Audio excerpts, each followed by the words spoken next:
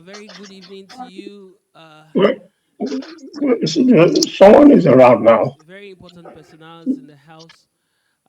Welcome to Nido Russia's business meeting, so to say, tonight. It's promising to be a very wonderful evening. It's almost 6 o'clock. It's 1 minute away to six. We will be starting shortly. I just wish to inform you that we have people already online. And then I would say that the seats are already open. Officially, please, I want to welcome everyone to seats already. Right here to my left is a special place created for the Nigerian embassy and diplomats, and here to my right will be for members of the executives of NIDO Russia. Once again, I want to welcome you very much tonight. I will introduce myself officially when we resume. We expect the chairman to be here any time from now. And His Excellency just walked into the hall, please. You're welcome, Your Excellency.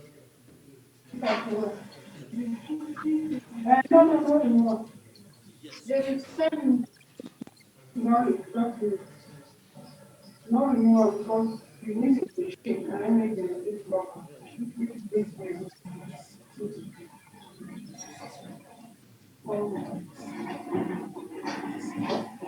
Taking his seat right away is His Excellency, the Ambassador of the Federal Republic of Nigeria to the Russian Federation, concurrent accreditation to the Republic of Belarus. His Excellency, you're welcome this evening, sir, and distinguished guests.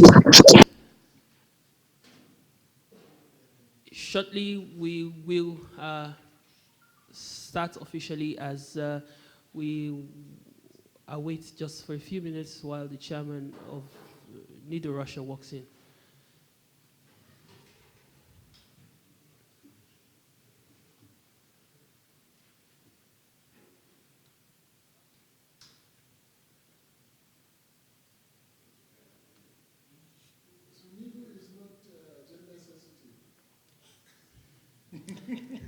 Good evening, sir. Your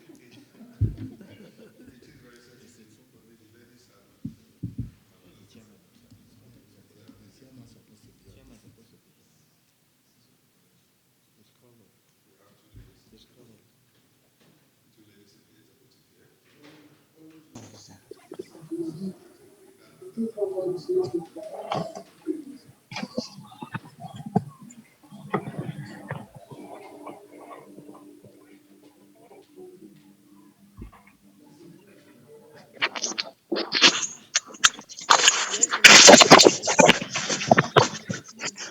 Yes. Next time, sir, I do that. Musica. With his wives. Wives? Yes, why not? Is he Muslim? Yes, why not? Música para nós.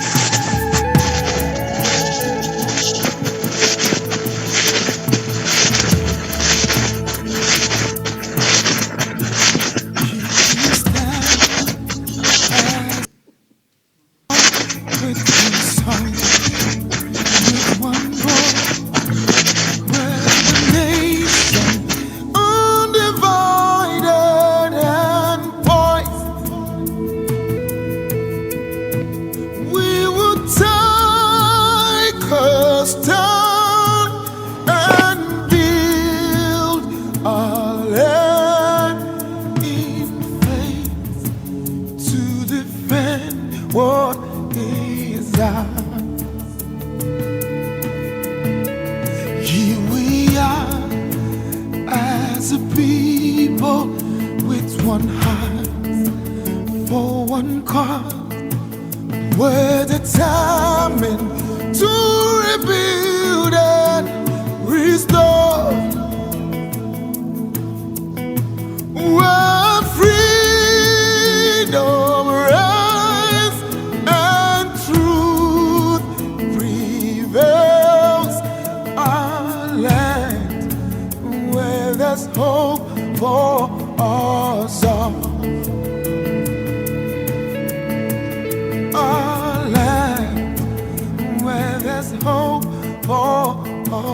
south. We have will defend the land. We believe in this nation, and we know we'll get there.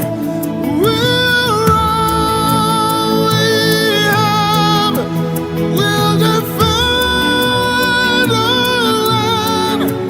We believe in Nigeria and the promise she holds, and that one day we'll shine like the sun. We're a great nation.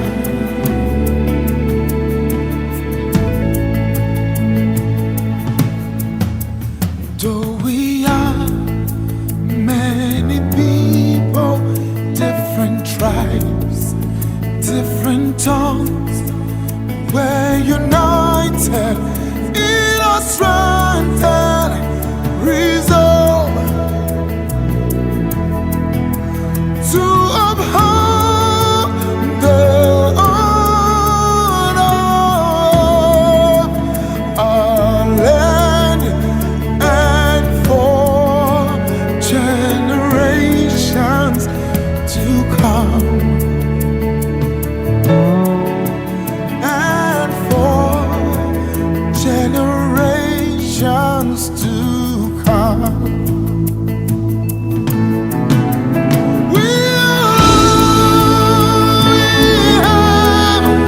We'll defend the land.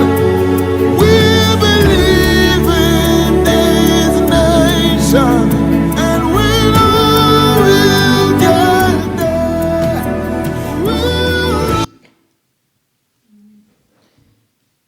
Once again, a very good evening, dear respected persons. Well, I can't say ladies and gentlemen because we don't have any lady yet. I'm sure they're on their way. As you know, it is almost with the Nigerian culture, the ladies will come more beautifully. And so we should go already to business tonight. It's a very great pleasure that we have His Excellency already with us. If you would not mind, you will stand on your feet together as we take the Nigerian national anthem.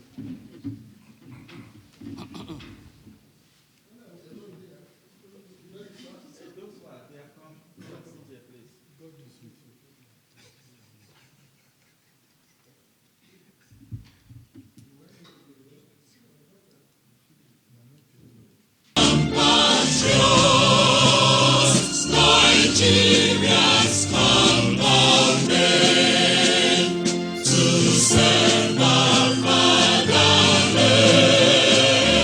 with love and strength and faith. The name of our heroes was joining on in England to serve with heart and voice. One nation bound in freedom, peace and unity. The second stanza of the Nigerian pledge, I pledge to Nigeria, my country, to be faithful, loyal, honest, To serve Nigeria with all my strength, to defend our unity and uphold our honor and glory. So help me God. Amen.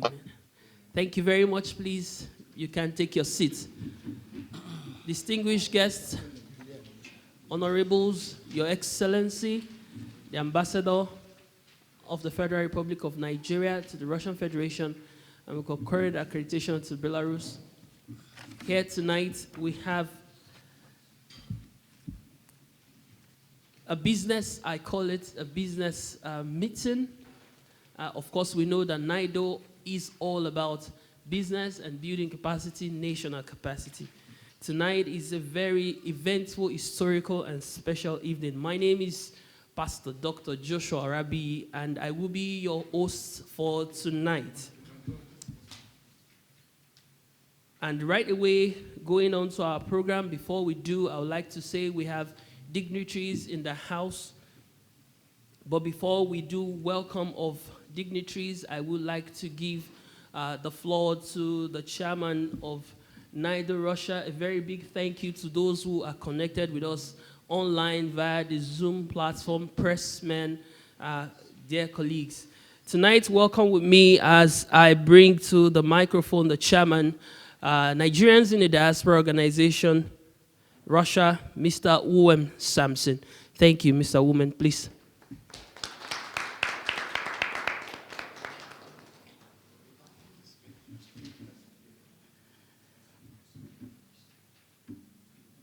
Good evening, and welcome to today's program. Today's program was supposed to be a different one, where we had expected to hold a business meeting with the Russian business people and the Russian government officials. But the format has changed due to the circumstances that we find ourselves now. Your Excellency, we thank you very much for coming and with your staffs. We hope that today's discussion will be eventful, and then we will have a lot to take away.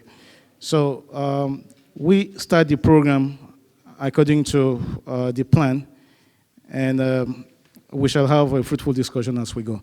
So thank you, and we'll continue. Thank you very much, Mr. Chairman. I would ask that tonight's event is made in form of a dialogue, in the sense that when someone stands here to give a speech, please, I expect everyone to appreciate. That's feedback. That's to show what you've said is great. Can you please appreciate the chairman? Thank you very much, and I will be doing the introduction of guests much later. But then I do really want us to welcome His Excellency once again, the Ambassador of the Federal Republic of Nigeria. That's the representative of our president to the Russian Federation, Professor Abdullahi. Thank you so much for being here, His Excellency. For those of you who do not know, I should say that His Excellency has been of great support and cooperation we've received from the embassy on behalf of NIDO Russia. I was privileged to be in Nigeria, and believe me, His Excellency, I believe I have witnesses in the house, His Excellency was all over the city of Abuja and Lagos, and he was everything we needed. A father, a figure that we can point out to, someone we can run to, and we're so privileged to have you once again, sir, in the Russian Federation. Thank you very much.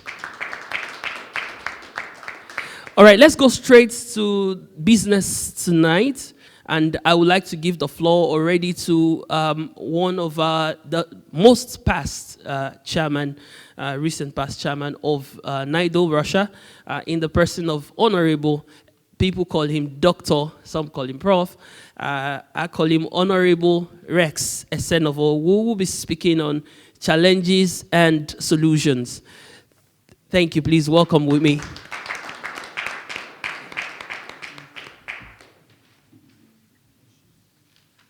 Thank you very much, Pastor Dr. Arabi, and thank you for having me here. I just have a small speech which I said, okay, let me just jot down certain things which I have to say today. But we are in a crucial situation, and that is the reason why we are gathering here today. So, His Excellency, the Ambassador of Nigeria to the Russian Federation and concurrent to the Republic of Belarus, Ambassador Abdullahi Shehu, the Chairman of NIDO Russia, Honorable Wem Edimor Sampson, members of the diplomatic corps, distinguished colleagues and fellow Nigerians, members of the press from Nigeria and everyone around, fellow compatriots. Let me begin by thanking the chairman of NIDO Russia and the entire executive for bringing us together this evening, putting up this program, because, as I said, it's a very crucial moment. We are. And speaking not only as the former chairman of NIDO Russia, immediate past, but also as a member of the Board of Trustees of NIDO Europe, a member of the Central Executive Council, and somebody who has experience to be in Russia at least for the past 35 years. We have witnessed so many things, so many crises, one after the other. Those who were here during the Soviet Union, towards the ending of the Soviet Union, saw what happened. We had a lot of crises, one after the other. The financial crisis, even the one of 1998, the one of 1994. So many issues came along, and we struggled, Nigerians and Africans and foreigners in this country, we struggled to make ends living. We know what used to happen in those days, so more or less we are used to crisis, if I have to say it that way. But at the same time, what we are facing today is something very, very unusual, very different from all the crises we have been going through before. And that calls for this very important and crucial meeting for us to discuss the way forward, what is happening around, and what is the position of Nigerians living in Russia. What should we do in a situation where we are now, where we are facing so many things, sanctions and so many other things that are going on. But the most important thing is that as the Nigerian Diaspora Organization, having the backing of the federal government of Nigeria through the Embassy of Nigeria and other organization agencies and opportunities that are here in Russia, what should we do in the current situation whereby everybody seems to turn his or her back against this part of the world? Your Excellency, when you came into Russia, I remember I told you that there are problems here, but I was thinking it's going to be a different problem. But now I can see that even with our conversation, our exchange for the past 3 weeks, I can see that probably you were not prepared for this kind of issues. But what is happening now is just something we have to come along and move along with it. It is not the end of the world. It's not the end of everything. But what I think is that Russia-Nigerian relationship, we have to move forward and look at where we can get ourselves very relevant in terms of associating with and trying to help in resolving the issues at hand. First and foremost, beginning with the diplomatic relationship, foreign policies, and also with the welfare of Nigerians in Russia. The problems are very deep because this is the first time we have seen that such amount of sanctions, including cutting off payment system and so on and so forth. So Nigerians are facing it also with the Russians, and the situation is getting so dire. I think our diplomacy must continue the way we have been working towards applying the principles of that non-aligned, The non-aligned principles, how should it benefit us? It will allow Nigerians to assimilate more deeper into the society. There are so many things that we are still having, like the Nigerians in Russia need to move forward in and also look at the opportunities that are existing right now. Because I have seen that the business environment in Russia still accommodates foreigners, Nigerians per se. But we still have to continue to build the relationship, despite the difficulties that are but the sanctions that are still there. We can still move forward with it. We can still do so many things. So we have to harness the resources we have right now and see how we can build up together. The citizenry diplomacy of the federal government, which was declared even right from Yaradwa's time, is still working right now very efficiently. And I believe that we can use it to explore also the opportunities, because as we speak, we know that there are so many issues. Even this crisis has brought up so many other issues coming up. For example, I saw the other day we received a Nigerian who was coming from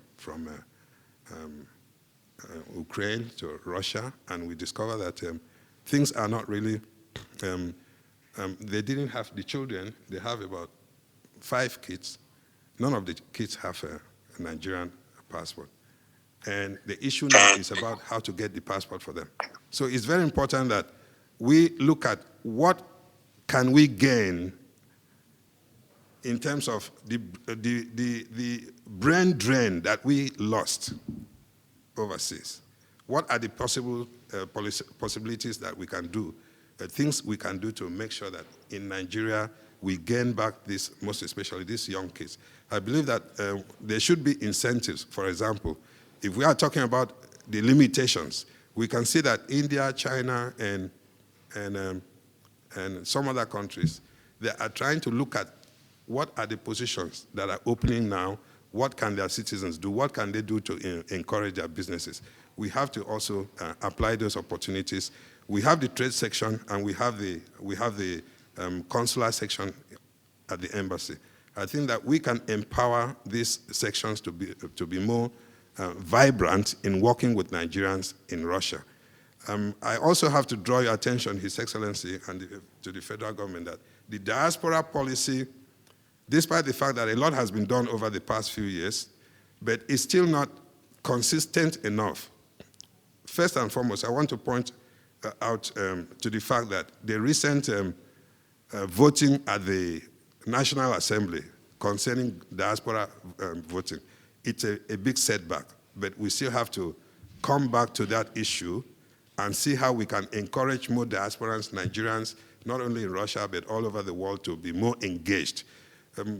There are some complaints that were being made. I believe these issues can be treated. Secondly, at the consular section and the trade section, I believe that the federal government can make more impetus by adding some, there should be fund created at the consular section and at the trade section to support Nigerians in diaspora who are trying to do business in one way or the other. This is being done by China, this is being done by India, this is being done by other countries. Even as we speak, countries like Turkey also, they're also looking for, even being members of NATO, they're also looking for opportunities where they can also channel their, where they can be more of expatriate to the Russian economy. It's a big economy which Nigeria should not lose out. I've been to many exhibitions and I've not seen Nigerian companies anywhere. South Africa, Kenya, Egypt, Rwanda, everybody is here. But Nigerian companies are not participating. I think it's time for us to turn our back and see what we can do to make sure how federal government, like other governments, are helping Nigerian companies to come into Russia, participate in exhibition, see what we can do, collaborate, and so on and so forth, like our counterparts are doing. This will give a boost to the national economy, knowing fully well that we have problems in the country, and this, the aim of the organization, also, NIDO, is also to boost their national development. That will also empower Nigerians who are here. Many Nigerians who are here can also work with Nigerian companies and see how they can establish that will also be access to funds. The central bank can also have a policy which will enable Nigerians to participate. What also concerns Russian companies going to Nigeria, I think you have done a lot of job. His Excellency has done a lot of job as the MC, Dr. Orabi said. A lot of job was done last year. Even before the letter of accreditation was presented to the Russian president, His Excellency did a lot of fantastic jobs. But we still need more to do, most especially in this crisis period. Then the issue of Nigerians turning the brain drain to having the compound interest to get it back. We have many Nigerians who have families in the diaspora. Now let's concentrate on in Russia. Like the guy I said who just came in from Ukraine with 6 children. None of the children has Nigerian passport. I believe that we should begin with a new policy. For example, all children of Nigerian descent who are below the age of 10 years, they can be given Nigerian passport free of charge. That will encourage those children to grow, knowing fully well that they are citizens, and by the time they grow and still thinking about how to invest in Nigeria or to visit Nigeria and so on and so forth, that will also encourage them. And it will also help the parents, most of the parents, also financially. So there are a lot of things I believe that we will put our heads together to see. Then I also want to talk about Nigerians who are already not only here, but might not be able to do enough to satisfy their ambitions. Nollywood is still available, and we have the Nigerian music industry, which is one of the most vibrant. I think for us Nigerians in diaspora, NIDO specifically, I think we have to go more into working with the diaspora community to make sure that we develop a sound foundation for Nigerian films, Nigerian music, even Nigerians who are doing music in this place. We can take them up, promote them, but extra funds, maybe from the embassy or sourcing from other sections, will be very, very important. And the Diaspora Commission, also, I want to speak about the Diaspora Commission, that the embassy has been working very well in coordination with the Diaspora Commission. But right now, the commission is still working at, I would say, 1/10 of the level of commitment that was envisaged in the Diaspora Commission Bill Act, which is the law of the Federation. I would like to use this opportunity to call on President Muhammadu Buhari at the same time to, as a matter of urgency, see what he can do to inaugurate the Diaspora Commission board, which in turn will allow us to explore extensively the business opportunities, citizenry diplomacy, and diaspora policies on foreign investment and direct investment, foreign direct investment and diaspora investment. These are issues which I believe they are critical today for our nation building, which is very, very important, and for Nigerians in Russia, and of course the entire diaspora community in Europe, which we belong. Thank you very much.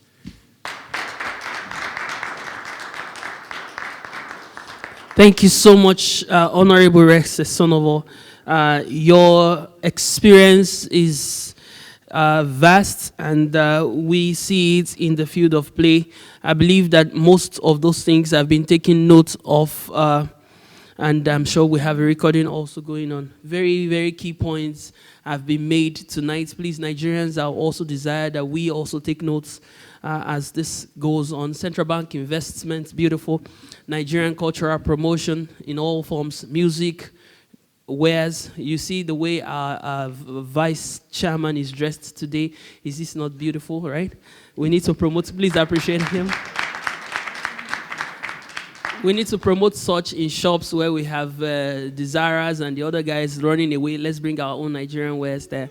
And of course, our meals and all forms of culture. Thank you so much, Honorable Rex Esenovo. That was really beautiful. And of course, Nigerian children should have passports. I support. I know most of you already know that I have them a lot in my yes, in my compound. Yeah, great. Once again, welcome to this evening's event. And our theme for today is Russia-Ukraine situation, the impact on all categories of Nigerians in Russia and bilateral relations. While we were on, walked in to join the table with His Excellency, Mr. Friday Akpan, who is the Minister Counselor for Trade and Investment, Nigerian Embassy, Moscow. Thank you so much, sir. It was also really eventful to be together with you in Nigeria. You know, when you get to the gate of Ministry of Foreign Affairs and they don't allow you enter, and Mr. Akpan is our ID card. Yeah. That was really beautiful. Thank you so much, sir. And also together with Mr. Akpan is Mr. Mushbao Bashir Saeed, the second secretary admin. Thank you so much. It's beautiful having you here tonight. Thank you very much. All right, already on the program, we go next. We're going on to, gradually, because they're sitting close to you. That's why we introduced them first. We have a lot of dignitaries in the house, so it goes turn after the other side. Preference to the ambassador's table first. We also expect very shortly to join us Dr. Bashir Obashikola, who is the NIDO Europe chairman tonight. Okay, let's go quickly on with business of the evening. Joining us is a very important personality from all the way from Nigeria. Distance is no barrier. And tonight with us on Zoom is a very respectable personality. He was the very first chairman of NIDO Russia. There's no other person that can have such titles except for our very respected Dr. Ayo Ojajune. Thank you for joining us this evening, sir. And we'll be taking your own lecture, which is Viewpoint from the Nigerian end. Thank you, sir. Please, you can go to the mic.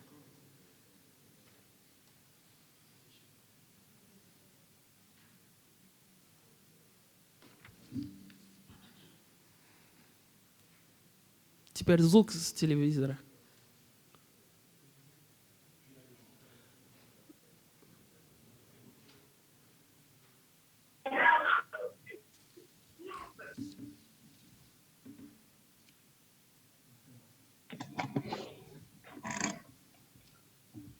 Hello? Can you hear me? Yes, sir. Okay. Your Excellency, the chairman of the occasion, and the chairman of NIDO Russia, good evening. I didn't know I was going to be called upon to speak so early. I really don't know how to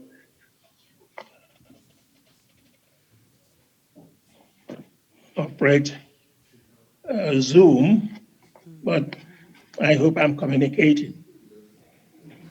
I'm going to speak briefly on a topic which I've termed the Nigerian humanitarian angle to the Russian-Ukraine conflict.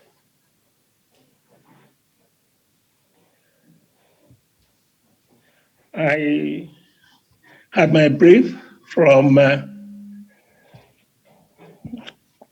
the chairman, the NIDO chairman, Dr. Uwem Samson. He said we should sort of limit ourselves to what we can do to help in this crucial situation. as referred to by Dr. Rex Zenova. Without trying to take us back to the history of the present crisis, we all know it has a history that we cannot ignore.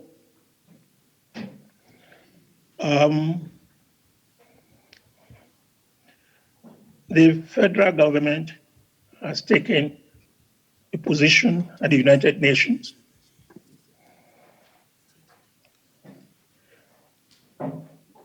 condemning or denouncing the action, the Russian action in Ukraine.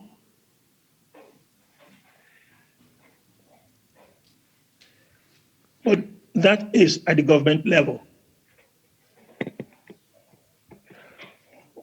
We are ordinary Nigerians. We live in Russia, some of us, and most of us live in our country, Nigeria.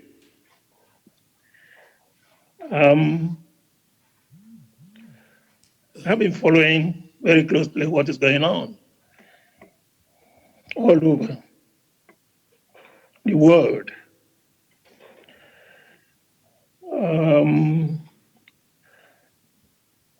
It is a pathetic situation, and it's a very dangerous situation.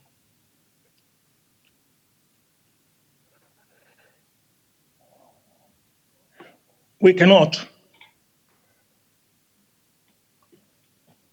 ignore the situation, despite the fact that we are in the third world. We have a responsibility, and we have to act like a responsible nation and a responsible people.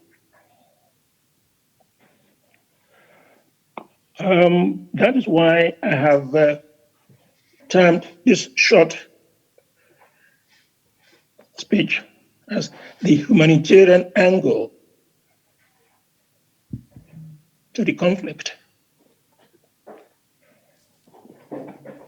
I appreciate the business angle suggested by Dr. Rex. That is very important.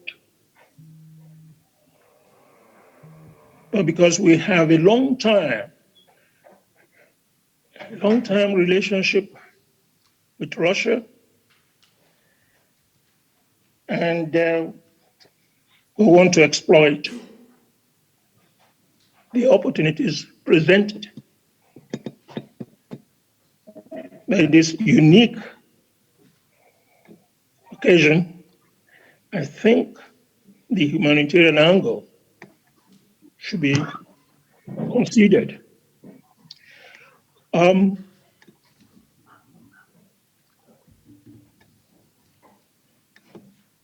The Western countries have been sending ammunition, weapons to Ukraine.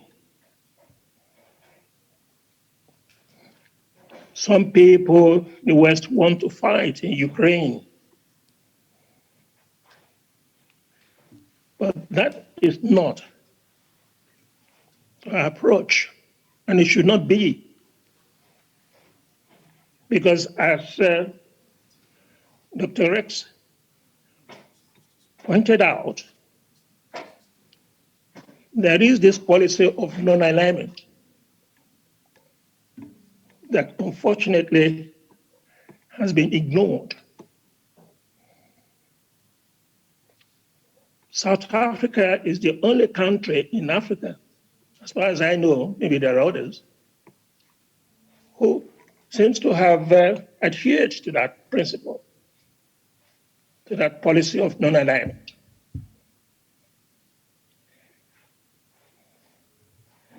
If our government is not aligned with it. I think the people of Nigeria, especially Nigerians living, studying, and working in Russia, should uphold that principle. In this situation, there is a humanitarian catastrophe in Ukraine. I am glued to the Russian television, Channel 1 here, even though I'm in Nigeria, and I have seen people coming out of what the Russians call padval, cellars, looking so emaciated, hungry, haggard, needing help. I think that is where our humanitarian approach should start.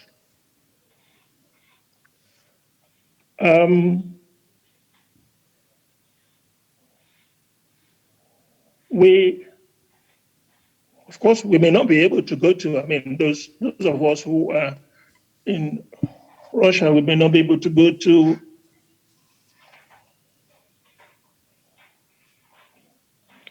Ukraine right away.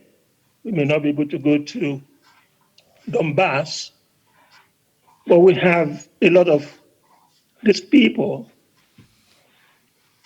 refugees in Moscow, in Russia. I think NIDO,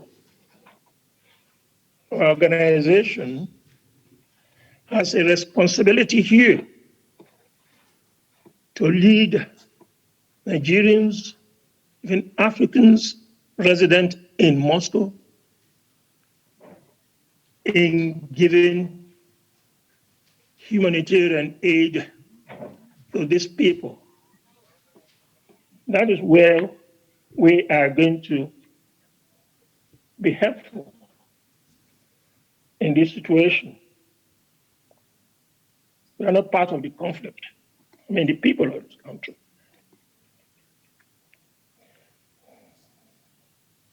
We can organize and ensure that we get money. There are rich Nigerians in Moscow, I know, even though I've left Moscow now for the past 2 or 3 years, I know there are very rich people in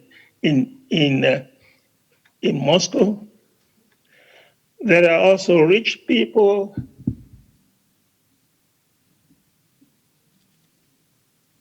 in Nigeria who may be willing to, we can organize food aid, clothing. We can organize visiting of hospitals, because these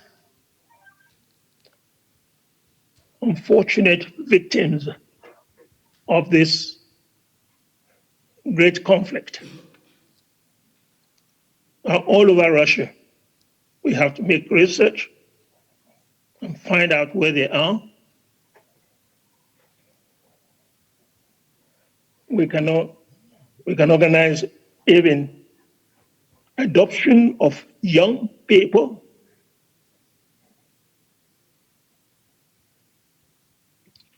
Some of us are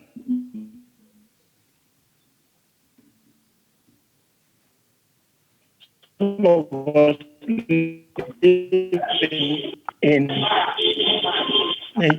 Russia, organize mentoring. There are many other aspects of humanitarian action that we can take. because it's a very wide action. But I think NIDO should be the leader, should set up a committee to look into it. Of course, in cooperation with the Nigerian embassy. That is a brief speech I want to make tonight. This is, in conclusion, I have to say that the earlier we start this, better, because nobody knows what this conflict is going to lead to. But we all need peace in that region of the world. And we need peace urgently too. Thank you That is very much, why, sir.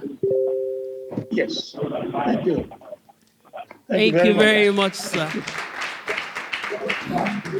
My pleasure.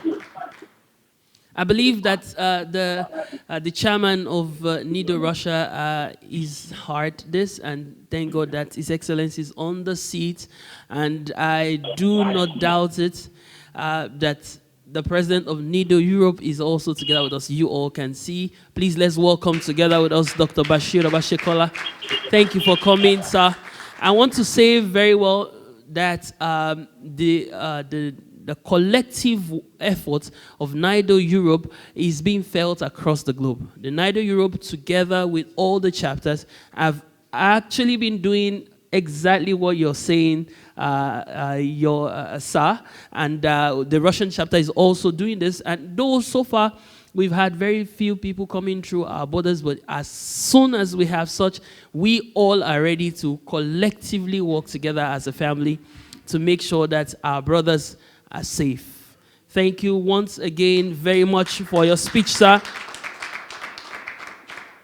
I would like to say that the president of Nigerian community, Russia, which is in the person of Dr. Maurice Okoli, couldn't make it due to personal reasons, but he's supposed to give his speech next. We'll continue with the program. I would already like to already recognize the presence of the defense section of the Nigerian embassy. Here representing the defense attaché is Lieutenant Colonel Aminu Saibu Ingawa, the deputy defense attaché. Thank you so much, sir, for your promptness. We're very happy to have you around. And together also is Lieutenant Commander J.E. Ita, the deputy defense attaché finance. We're safe since we have you officers in the house tonight. I'm, yes, really safe. Thank you for being here. I will continue with the introduction shortly, but right away I want to already bring up the indefatigable and very strong NIDO Europe chairman. He has been on his fifth since this issue started. I wonder if he slept for 3 hours for the last 4 weeks. I think he has about the same schedule with President Putin. Please welcome with me the chairman of NIDO Europe, Dr. Bashir Obashekola. Thank you very much. Apologies for coming late. He has explained, part of why I'm late, because you can see the time difference. So people in Europe, they don't want to know my schedule. They just want me to listen to them. So I'm sorry, Your Excellency, for coming late, and my other colleagues. Your Excellency, Ambassador of Nigeria to Russia, Professor Abdullahi Shehu, the chairman of NIDO Russia, Honorable O.M. Samson, President of Nigerian Community in absentia, Dr. Ojajune, former chairman of NIDO Russia, Mr. Rex Esenowo, member of the Board of Trustees of NIDO Europe, other distinguished ladies and gentlemen. As you have been introduced, I'm Dr. Bashir Obashekola. I'm the continental chairman of NIDO Europe. NIDO Europe is made up of currently 23 countries of Europe, and we as NIDO Russia, where I'm based, is a chapter of it. So I'm happy to be here, Your Excellency. I'm happy to be here, honorable colleagues, to be part of this discussion on the crisis and its consequential results of what we have been facing, both physically, emotionally, financially, and who knows, of course, everybody's already feeling something part of the economic consequences of it. The crisis in Ukraine actually is a surprise to all of us, in the sense that those of us who were brought up from the Soviet Union, we see them as brothers and sisters, and so we never envisage that it will lead to this, we come to this level of physical confrontation, of going to war. We never thought so, even when other people were thinking that way, we're still standing on the ground that it cannot happen. But here we are, from the 26th of January, I've been in touch with the ambassador of Nigeria to Ukraine, Ambassador Alege, who we've been asking him every time, what's the situation of things, what is your assessment? And of course, just like I said, we belong to that part of people who never believed that Russia and Ukraine could go to war. He said the same thing, that he doesn't, he never believed so. So the travel advisory that was given to Nigeria on the 26th of January 2022 was also based from that perspective, that it will not happen, but since there's already that rumor of war, that Nigerians should take precautions. They should watch where they go. Anybody who wants to leave because of emotional situation could leave the country. The students were advised to stay low-key and make sure they listen to the administration of their schools, which of course everybody followed, and we also been part of the network of circulation of information. We sent that across to students. Then, of course, throughout January and early February, all things started developing.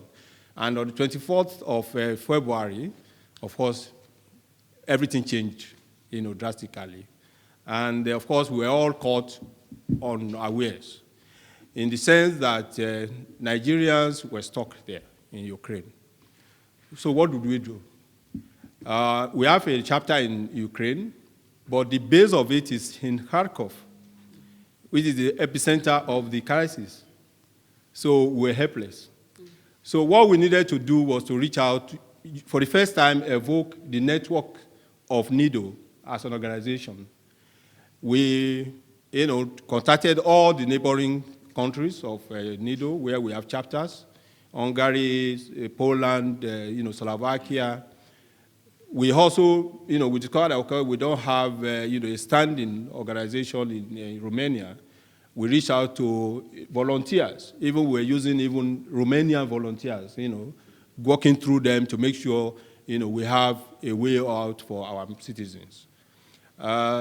We sent out information, the information given by the Ministry of Foreign Affairs through Ambassador Abruda. We also shared it to all network. NIDCOM does not have staff outside Nigeria, so they also leverage on NIDO's executives. So what we did was to also give out the contacts of all NIDO member executives to NIDCOM, which they also amplified by sending it out as also the list of contacts. So we have been on that for many weeks. We sent out information. What we did was we knew that information is very important. And before that, the embassy itself does not even know how many Nigerians are in Ukraine. Estimates have been given for maybe from 4,000 to 7,000. And that was the figure everybody was looking at. And then we decided to work very hard to see how we can reach at least half of that population. Because since Nigerians normally, nobody registers with the embassy. And that is how we started using all platforms, social media, mouth-to-mouth, phone-to-phone contact to give information and where to go, which border is open. Luckily, on the 25th of February, the neighboring countries opened their borders for Nigeria, for foreigners to leave, to use their borders to enter for safety. And of course, at the first day, it was chaotic. Because Nigeria is not a member of the European Union, so some of our citizens were discriminated against. They were not allowed to freely move from Ukraine to Poland, especially there was a particular border that was very notorious for that problem. Also from the Ukrainian side also, some of the discriminatory, you all read it on news, and it was true. There were a lot of racial discrimination that took place where they were giving priorities to their citizens. So that is how the whole thing went. NIDO decided that we discovered that the embassy, even if they have thousands of staff, they cannot cope with the enormity of that work. Then we decided to use ourselves. So pro bono, nobody is paid off for anything we do.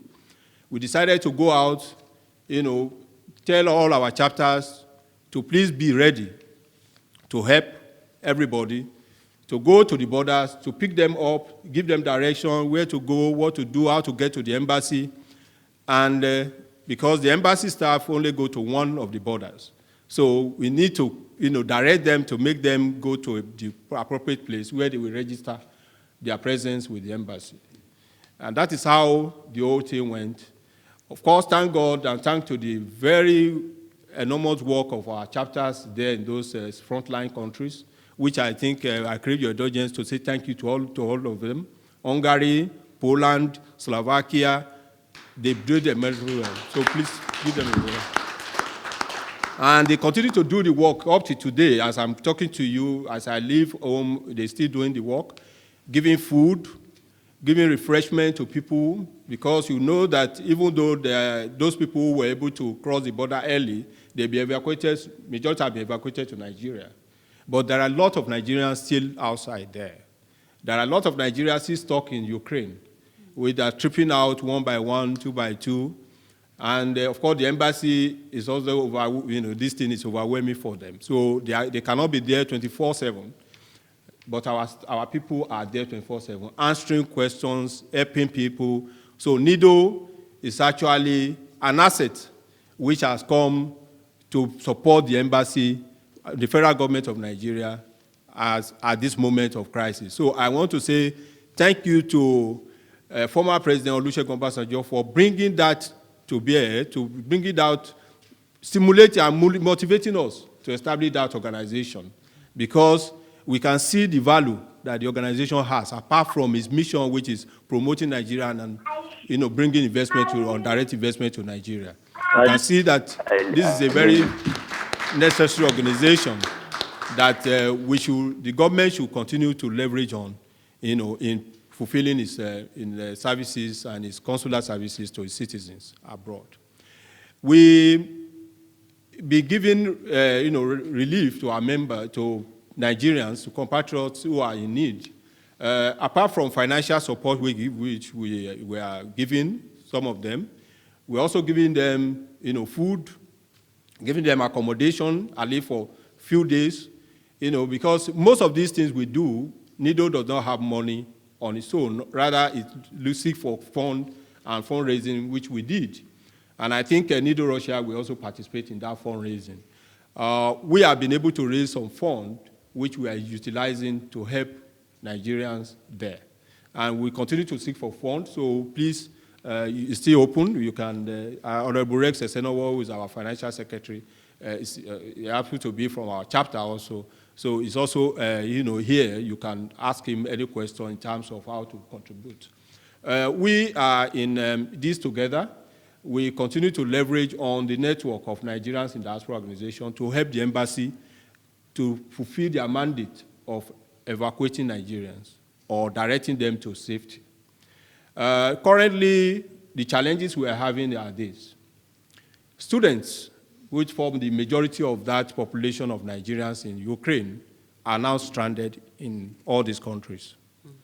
Some of them have been evacuated, yes. I think probably most of those who were, what we call scholarship students, who were federal government sponsored and all those. Probably some of them, at least they know that they have somewhere, they have federal government to cry to. But there are a lot of private students, a lot of students whose parents are just paid school fees.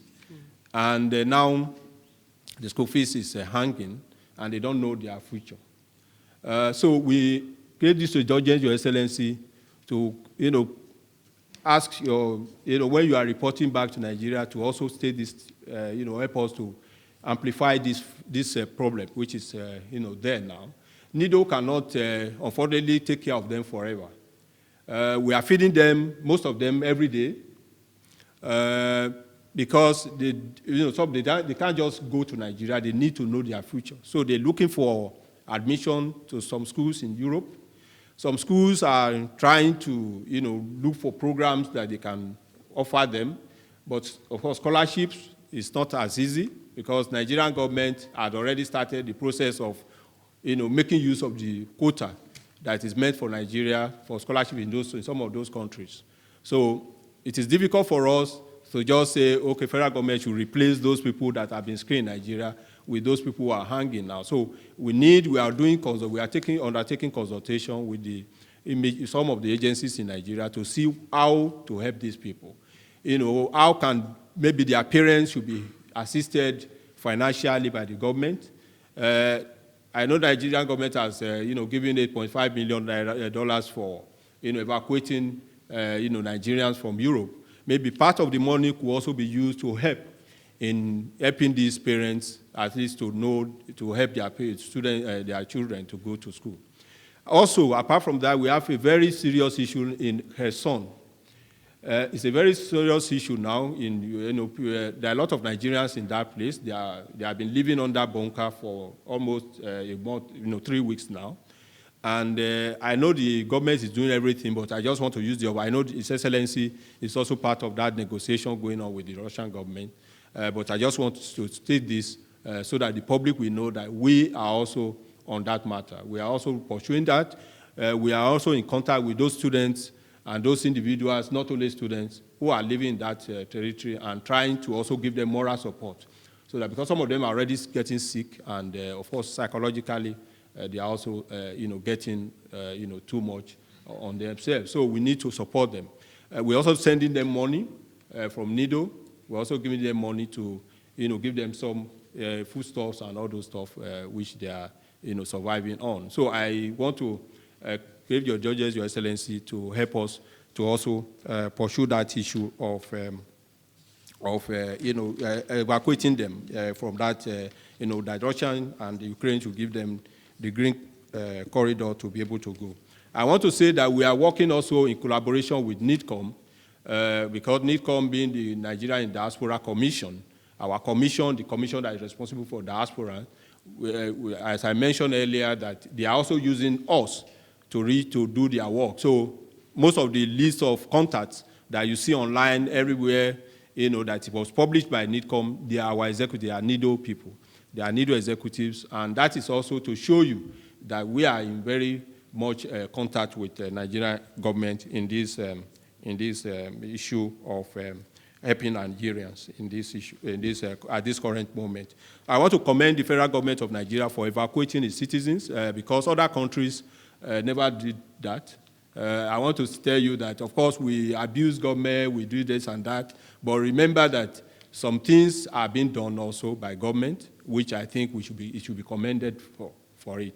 No other government evacuated their citizens as Nigerian government did.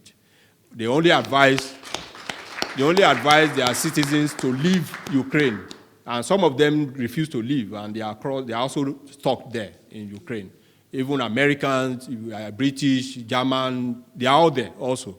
They are only happy. They are only very lucky because they are Europeans, so they can easily, get across. But just to tell you that federal government has done well for evacuating almost 2,000 Nigerians as we speak, and more will be evacuated probably when they get to safety. I want to also say that we should, do as much as we can to support these people psychologically. I've spoken about financially. Please, so if you have any one of them who is, stuck there, please continue to give them moral support. Pray for them.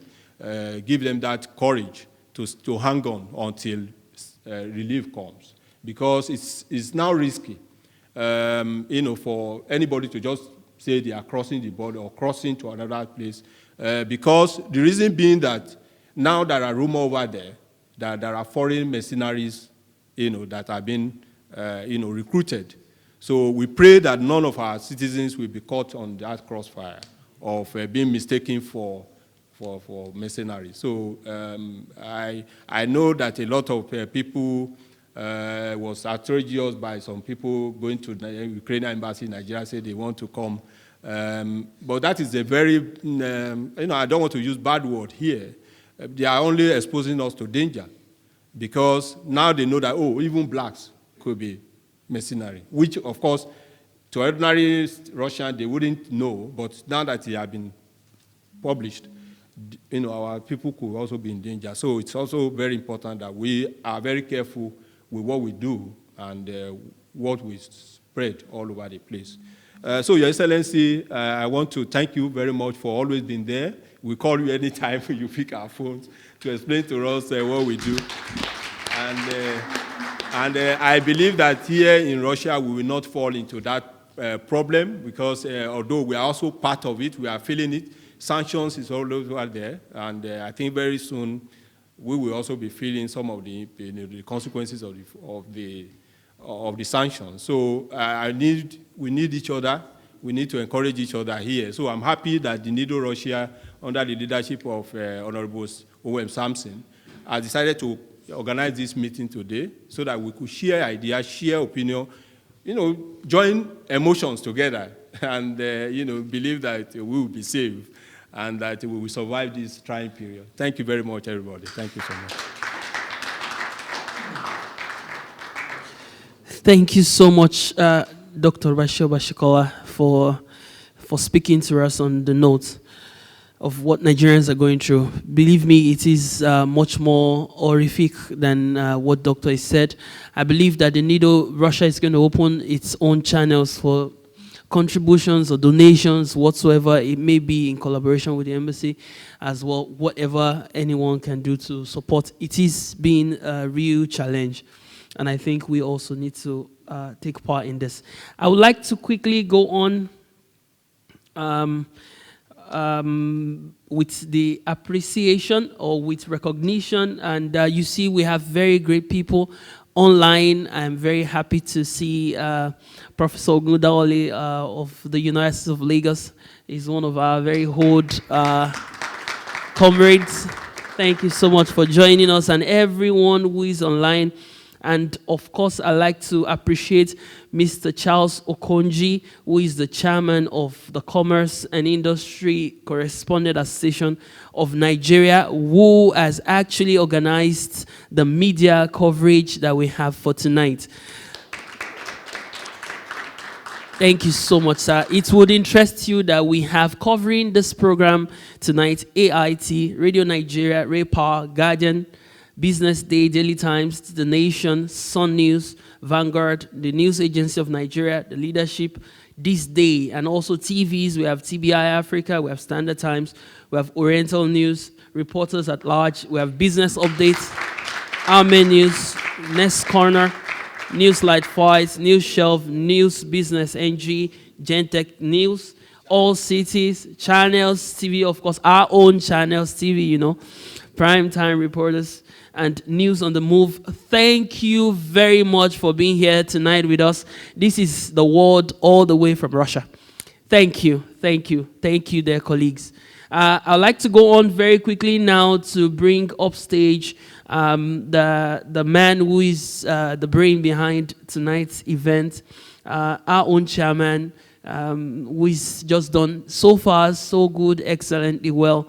To have organized this evening. Remember, the previous event was also top-notch, and all the others we've had online. It was really a privilege, I should say again, being together with the chairman in the Federal Republic of Nigeria. I love Nigeria. Well, everyone here is Nigerian, and I know you do love Nigeria, but the way we feel here in Moscow or in Russia is different from the way the feel is when you're back home.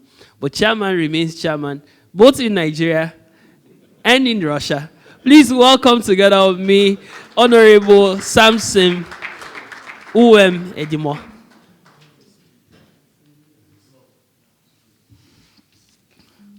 Thank you very much. I hope we will still have the reason to move around and make something real happen. This evening, I'm going to focus more on what to do with money when we have tough times like this. I will start by saying that on Thursday, I was in St. Petersburg, and I met with the leadership of one of the biggest banks in Russia. And I can tell you that they are very keen to have a working relationship with banks in Nigeria. And for that reason, I think I will still talk about that a little more. And then I met with some investors also in St. Petersburg. They were specially organized for that meeting that I had. And now that people's business are running slower than it usually runs. Now people have a lot of money in their hands, and they are afraid. If you have been in the business world, you know that when you have more cash that is not working, then your head cannot allow you to sleep because you're thinking that the money will just drain away like something will happen. So they're looking for where to invest this money and how to better invest it. But with the mentality that we know, we understand that we have to make use of the moment when it exists. Because we can say that we want to wait until everything calms down. But by the time everything calms down, there will be nothing to talk about again. So, Your Excellency, I want to start by thanking you for organizing the embassy and for also have a very fruitful evening today. And I want to thank all the members of staff of the embassy that came and everyone in general. I stand by the protocols that had been. Without missing words, after on Thursday I was in St. Petersburg, I came back in the night to Moscow, and I met with the leadership of 3 chambers in Moscow on Friday. And there was one peculiar line of action that I had from them differently, because I was going to the chambers. We did not meet in one place. I was going to different places. I understood that the bigger countries that are looking for opportunities are just waiting for the opportunities to prop up, and they don't miss it. But due to the sensitivity of today's event, I do not want to mention the countries, or I will not mention individuals. But there is a country that the ambassador called the business society that are living in this country, and specifically pointed to them which of the opportunities will open up due to the sanctions and the steps that some foreign companies that were operating in Russia are taking. And he specifically told them how they can make use of those opportunities. And I will want to say now that if you are a Nigerian and you have a Russian passport, I think you need to act very fast, because the Russian government has created a fund so that the companies that had left, that the people will not remain without job. And they have created a fund that we can tap into. So if you are interested, I will be willing to talk about this privately with you at some point. Anytime you want to do that. So what are the lessons we can learn? The only one country I will mention here is Turkey. Why? Because I'm in the logistics field myself. I have 3 containers hanging in Holland that were just removed from the ship. I have more containers that are supposed to come from Brazil, but we have not been able to figure out how to make them come. because shipments, that's the supply chain has been broken. And the Turkish Business Society has decided to open a logistic hub in Turkey so that goods that were coming through St. Petersburg will now go through the Black Sea, and then it's like there's kind of arrangement they make them. So that's what the Turks, even the Turks have been able to make use of. I don't know what advantage we can find in it, but I think as individuals we can think of what we're doing or where we're interested, the line of actions that we're interested in, and try to make use of the opportunities. If there's any need for any advice from my side, I will be willing to tell you what I know. There is a big list here that I had, but due to the current situation, I will now move 3 pages away. Yes, because these 3 pages are under sanctions, but our brain is not under sanction.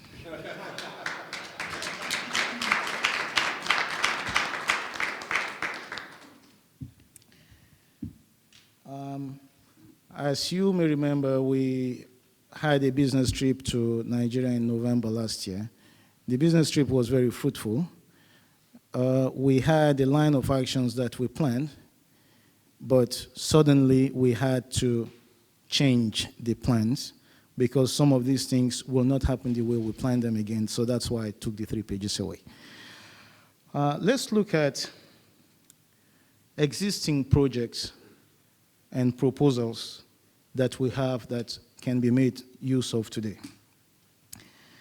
There's a company called GACN. It's a Nigerian company, the gas aggregation company of Nigeria. They are looking for technical partners for drilling, transportation, and sales of gas, because the federal government of Nigeria has this gas project for till 2030, I think. So they're looking for technical partners, but this is just GACN at the top. There are many operators under GACN. So there are lots of things that you can do. Let me just mention one. The consumption of gas compared to the consumption of fuel for a vehicle is less.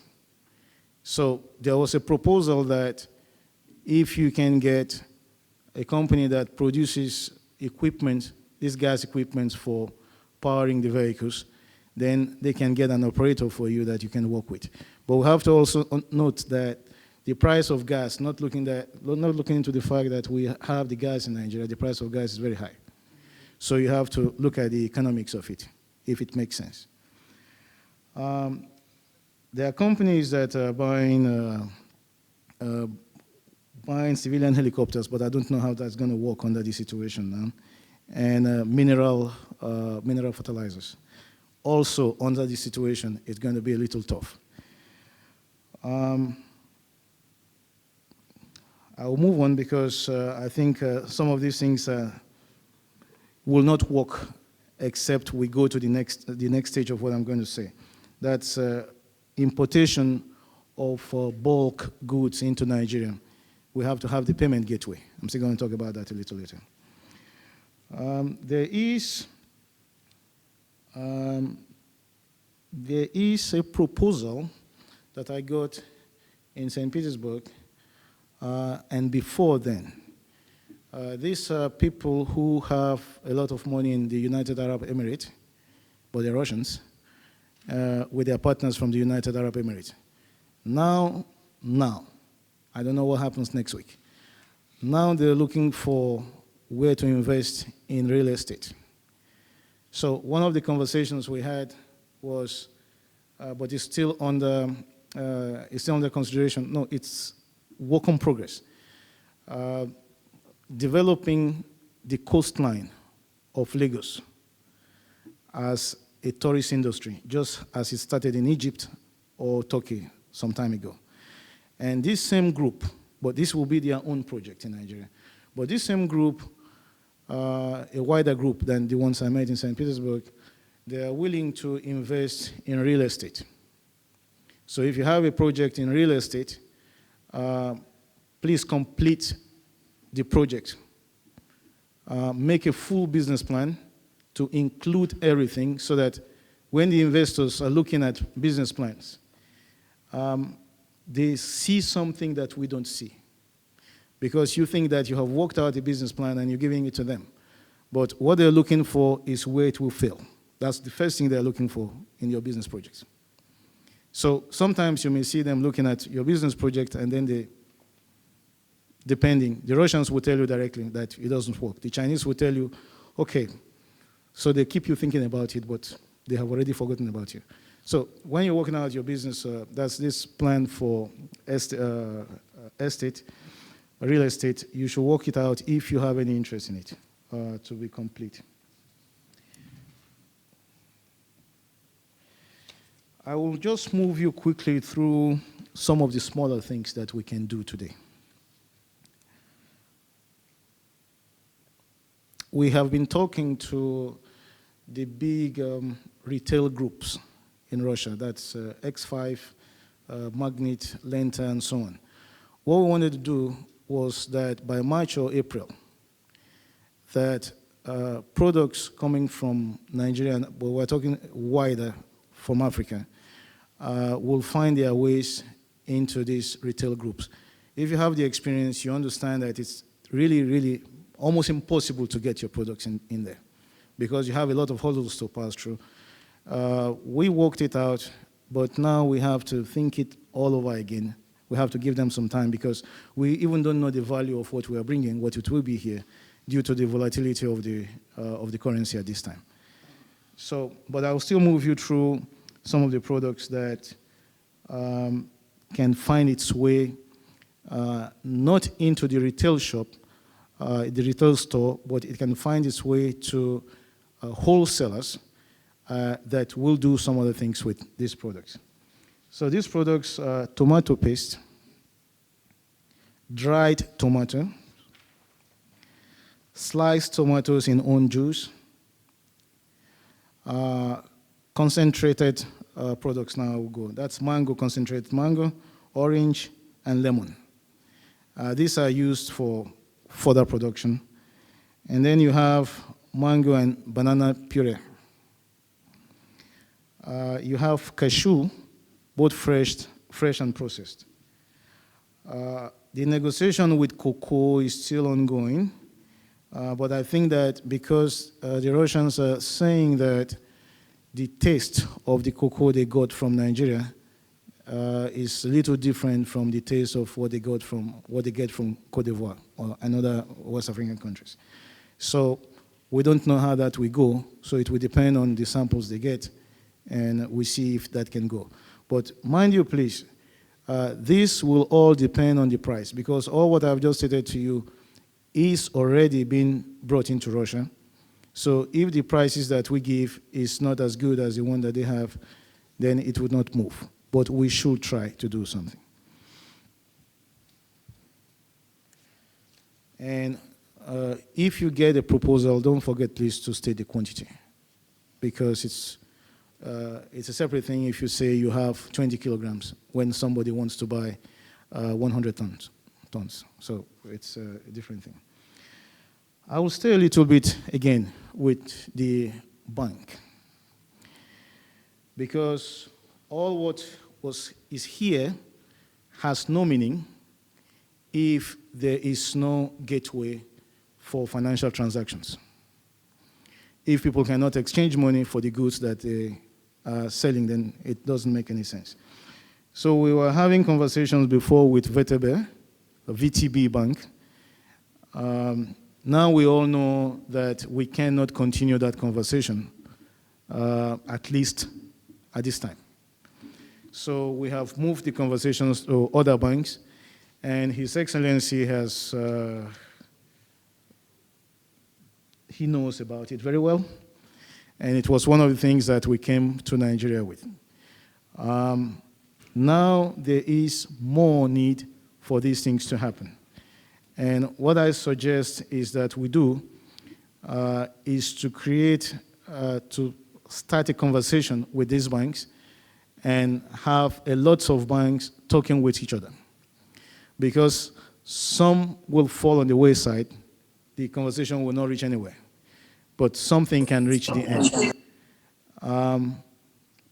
Because before the 24th of February, the problem was that the Russian companies wanted to get a letter of credit from a first-class bank that's either a big European bank or an American bank. But now we know that this will not work. They need to have a direct partnership or correspondence agreement with each other. And then they have their ways of doing these things. So they can create a common basket. That's just the layman word. They can create a common basket and they can trade within the range of this common basket. So we will still try our best to make sure that these kind of conversations happen and will be completed, hopefully, within a month at least. We will have a roadmap of how the banks that will continue to talk with each other will go. I'll read some obstacles for you that hinders trade. I'm just reading it out so that when you're considering what you want to do, you take note of these problems that they really exist. There's no financial gateway between both countries, this I just mentioned. Lack of channel giving access and understanding for Russian products. That means that Russian products are just not known. And we have, at this time, no way of making the products known to the Nigerian public. And vice versa, the Russian companies lack understanding of the need for particular products in the new market. That is, they don't know what our markets need. And we don't have a channel to let them know about this. But I think it's a work that both sides must do. It's also a problem, difficulty in obtaining long-term loans for financing international projects. Before the 24th of February, I would have advised you on how to go about it. But now it doesn't make any sense because the loans are at 20%. If you're doing a business and you get a loan at 20%, I think you're committing suicide, I think, because it's almost not real that you will make enough, your margin will be enough to cover your obligations. So, in rubles, but in other currencies, you will never get it, right? My company paid for deferred payment, insurance on deferred payment, December last year. And here we go. The money is wasted because nothing exists in that line again. And most of the companies now that are still functioning had moved to prepayment. So if you're doing prepayment, then why have you insured deferred payment there? So there are lots of things that we cannot have enough time here to talk about. And we have to take note also of complexity of logistics that exists now for many reasons. These difficulties started end of 2020. And now it has exacerbated due to this situation now. Now there's space in the ships, there's space on the trains, but you're not sure that your goods will get to where it's going if something doesn't happen to it on the road. As I said before, 3 of my containers are in Holland. I'm still trying to understand, why did you remove my containers from the ship and nobody's talking to me? And I will still have to pay for demorages there at a point that they will release the containers for me. And I may not need it again because the demorages may be more than the cost of the goods inside the container. So that's the sense in logistics now. We don't know what will happen in the next hour. So, like, sometimes we manage things manually. So insurance doesn't cover anything now. All what we do is insured, but it makes no sense at all because nobody's looking at any agreement and everything is just happening spontaneously and nobody's talking about anything.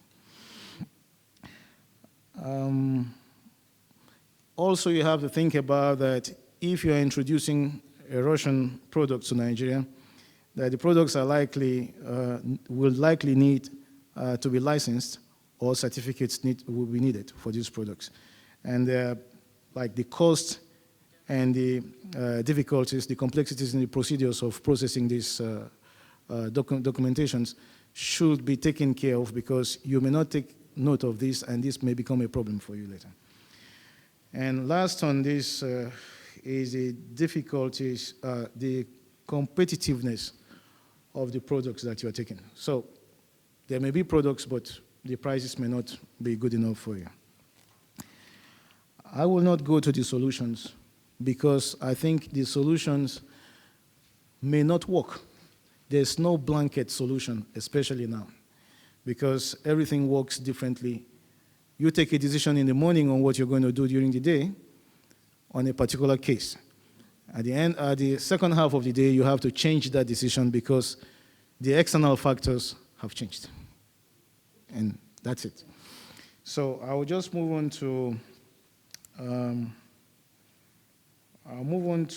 some of the things that we will still do in NIDO, not taking these problems into consideration. We will create 3 committees. I'll quickly go through them. The first is the medical committee for those who studied medicine. We have making contacts with some hospitals and clinics, and I think we can go full speed forward to have the medical, that's like medical tourism, you will call it, but people who have to treat, who want to treat themselves here. They will need consultations because the language is a barrier for them and so on. I will not talk about the meeting we had with the minister. I think Our Excellency will talk about that himself. So the Minister of Health of Nigeria knows about it, and I think he's very enthusiastic about it. We had some conversation with him not long ago. So if you're a medical, if you studied medicine, or you can pass this information on to people who studied medicine, you should gather yourself, form a group before we begin to talk, because I will not be able to form the groups for everybody. And there is a pharmaceutical company that I met yesterday in one of the chambers. They have very good products for Nigeria. When the products, I have the list of the products in Russian, so I told them to give me the list of the products. That's the medicines in English. So I think sometimes next week it will be made available. Before I forget, I just remembered something.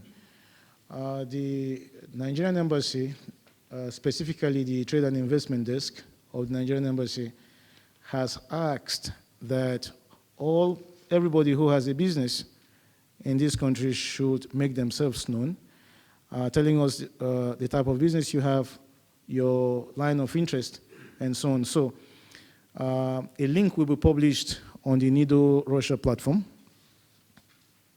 hopefully on Tuesday, and you can click on the link. You'll have a form opened, and then you can fill the form. So we will have it as NIDO, and the embassy will also have it. It may be of use.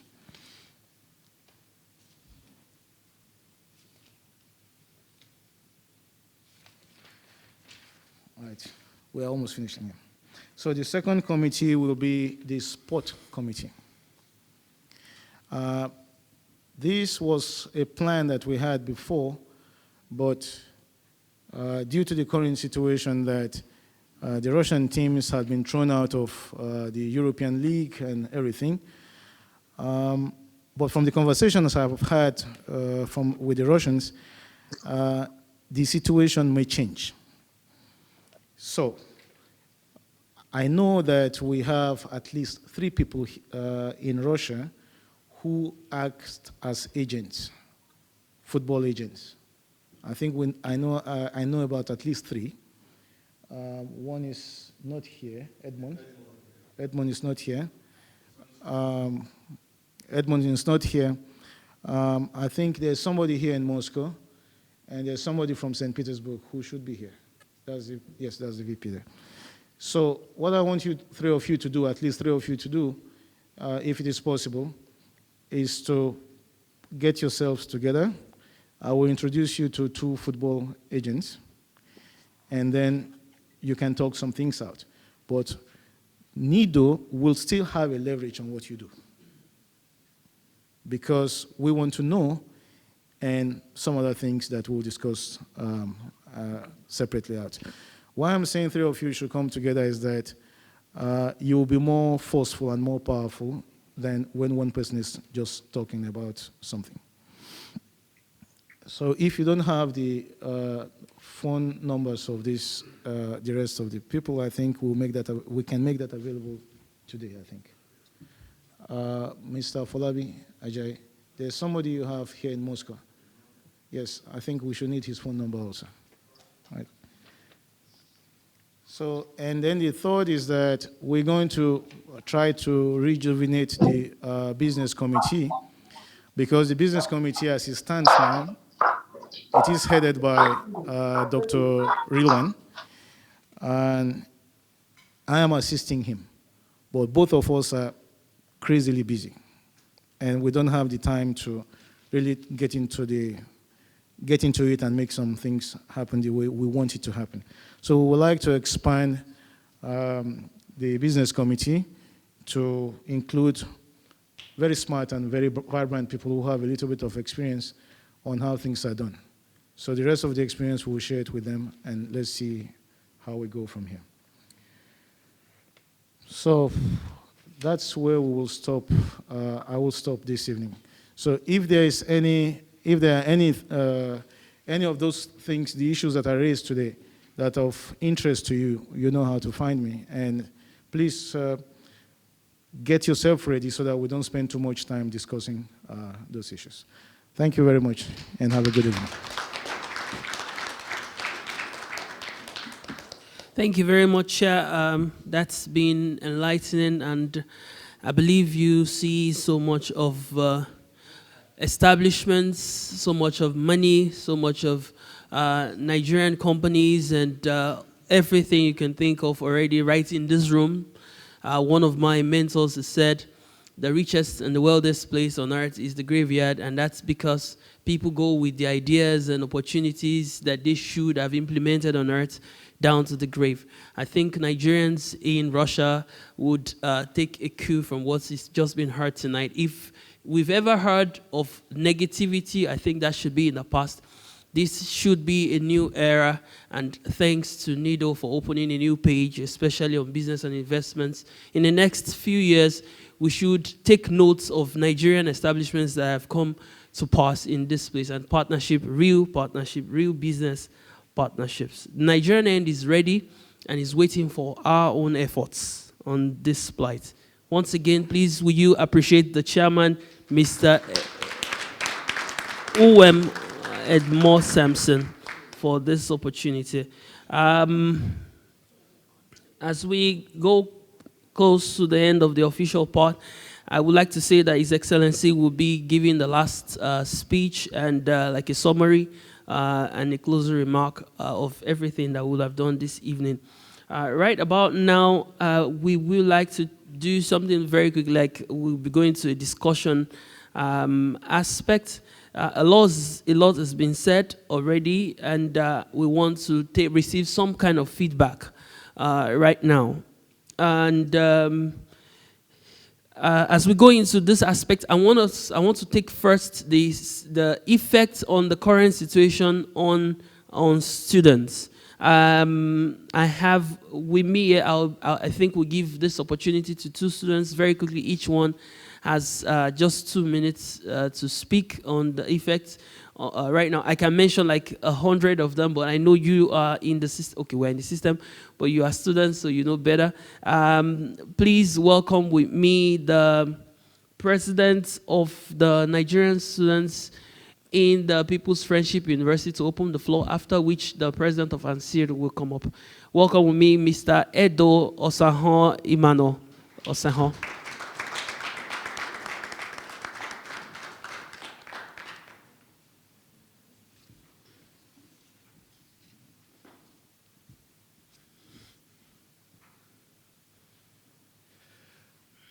Good evening, everyone. Good evening to our fathers, our mothers, and everyone in the house. It's a great privilege for me to stand in front of you all today to speak for the students of our great country, Nigeria, given the current, crisis situations we are facing. So, as not to waste much time, I have just 2 minutes here. I'll quickly ask some questions, some pressing questions frequently asked by the students. The first one is, if we have the situation whereby things really get rough in Russia, is the embassy or, the NIDO going to have a plan to evacuate the students away from the country? That's number one question I frequently get asked. Secondly, with the current, change of exchange, like the dollars to rubles and all that, we have a lot of private students that foot their bills themselves, paying for school fees and all that. Now imagine buying dollars for, 70 something, 75, rubles, and now it's like ×2. So students usually get pleas and cries like it's too much, So I want to know, is any mechanism placed in motion to help the students if these things really get worse and if they aren't able to meet up? That's the second question. And thirdly, this is another question I would like to really ask. There've been, talks and rumors, flying about the Russian diploma, let's say, like the Russian certificate. Degree, the Russian degree. Thank you very much, I appreciate. For the graduating students, they would like to know what is going to happen. If this is actually true that the whole of Europe, if not the whole world, is not going to, appreciate 4, 5, 6, 7 years of, studies in Russia, it's something really worrying. It's very worrisome. So these are a couple of questions that are really, really asked back in school, and I would love to, get answers to them so I can relate. So thank you very much. Thank you, Mr. President. I believe you receive answers to your questions in due season. The ambassador is here. Welcome with me, Mr. Atsek Gabriel, the president of Association of Nigerian Scholarship Students in Russia. Your Excellency, good evening. All members of Nigerian Embassy present. Chairman, good evening. Mr. Chairman, good evening. Ladies and gentlemen, it's an honor. My name is Gabriel Ate. As already introduced, the president, Nigerian Scholarship Students in Russia. And it's an honor to be in your midst this evening. So amidst all the problems that we are facing as students currently in Russia, of course, president of Nigerian students in People's Friendship University has a bit elaborated on some of the problems that students generally are facing currently. But I'll be particular to my own field of the students I represent, Nigerian scholarship students in Russia. His Excellency is very much aware, and the consuls are very much aware, and that we haven't been paid for quite some time now as stipends. It's been 7 months, and it's been 7 months. Yes, it's been 7 months. So, and unfortunately, actually, we should have been paid now because the money just got released, but we are at a stalemate with the removal of SWIFT. So it's another problem. So I'm sure we are being heard by the world right now, and whatever solution that can be brought to see that we get paid, especially with the situations now, it's very hard to be worried about the world situation, worried about the value of your degree after you are done, and to still be in such financial peril. So that is the major problem that we are having. And as well, to just create maybe a good avenue to continuously pass good message and to calm everybody down, especially those who are in the South. My students who are in the South, they constantly feel very worried. Of course, we feel very safe, but sometimes you may feel worried and psychologically get affected. What is going to happen next? So those are the basic issues that we are facing from our side. Thank you so much once again. Thank you so much, Mr. President. Indeed, yes, the aspect of sending goodwill messages to people cut across Russia goes a long way. I think that the Nigerian community, Nigerians in the diaspora, should please create such channels to. And of course, to have the voice of His Excellency being heard all over Russia, that all is well, all is going to be fine. We need to be strong this time. More than ever. Thank you very much. And for your stipends, I'm sure, don't worry, His Excellency is in the house.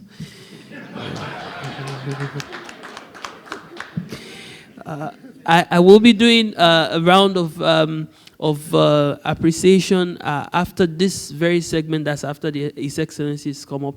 And please don't worry. I see some flames running under the pans to show that there's food. I can't wait myself. Please make sure you don't leave until you have a part of the delicacy that is made available by Nido this evening. I want to take 1, 2, 3 other reactions from the house. Now this is open to people in the business world, those in every segment, basically business, even diplomats. Anyone is free to raise a hand, and then I'll call very quickly. You have just about 2 minutes to give, to ask or to say something.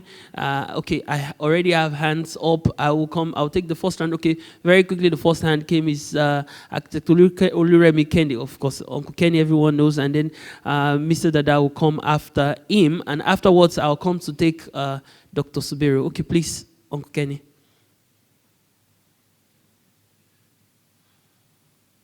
Thank you, Your Excellency, members of the Republic Corps, my colleague, ladies and gentlemen. My reaction is this. Actually, those of us who studied in Ukraine and later came to Russia, we feel as one family. We actually, this situation actually is affecting us seriously. Although from the time we were in school, the Russian people, students have always been oppressing us who come from Ukraine, not allowing to participate. But today we are still together. And what is important is that we have a lot of people coming from Ukraine who are actually wanting to cross over to Russia. And we know some things that there's a discrimination against them coming towards Russia here. But nevertheless, we have people who have been able to cross to Russia. Unfortunately, I think the embassy was not prepared at all to receive them and do necessary things to actually accommodate them and provide for them. A family came with, Mr. Dr. Reza said it, 6 members of the family, children, Nigerians, children, 7, sorry. There are actually 8. One was cut off in the other part of the western Ukraine, and they could not find their son. I think they're communicating. And when they came to Russia here, we quickly rushed down to pick them up, and we took them to the embassy so that they could be identified. I want a situation where the life of Nigerians are very, very important to the embassy. That any time we come, be it night, morning, afternoon, we can come to the embassy and at least present them as a life that is because I believe the life of every Nigerian is very, very important. So these people, this family came here. Some of them don't have passport, Nigerian passport, and they need to survive. I don't know if there's a kind of way by which the embassy can form a kind of working committee that will cater for these people so that they can get the first thing is documentation of what they are doing here, accommodation and feeding. We are not asking, we can provide the money here for them, but we need support of the embassy to do this. And we are still expecting maybe other people will still be coming in. And the first one that came in, the experience they have been passed on to those in Ukraine, and the fear that when they come back here, they might be rejected is there. This family is here in Russia today, and as I'm talking to you, some Nigerians are already raising money so they can get them accommodation to live. So I want us to actually consider a way by which we have a working plan to actually accommodate those who are coming from Ukraine part of the. Thank you.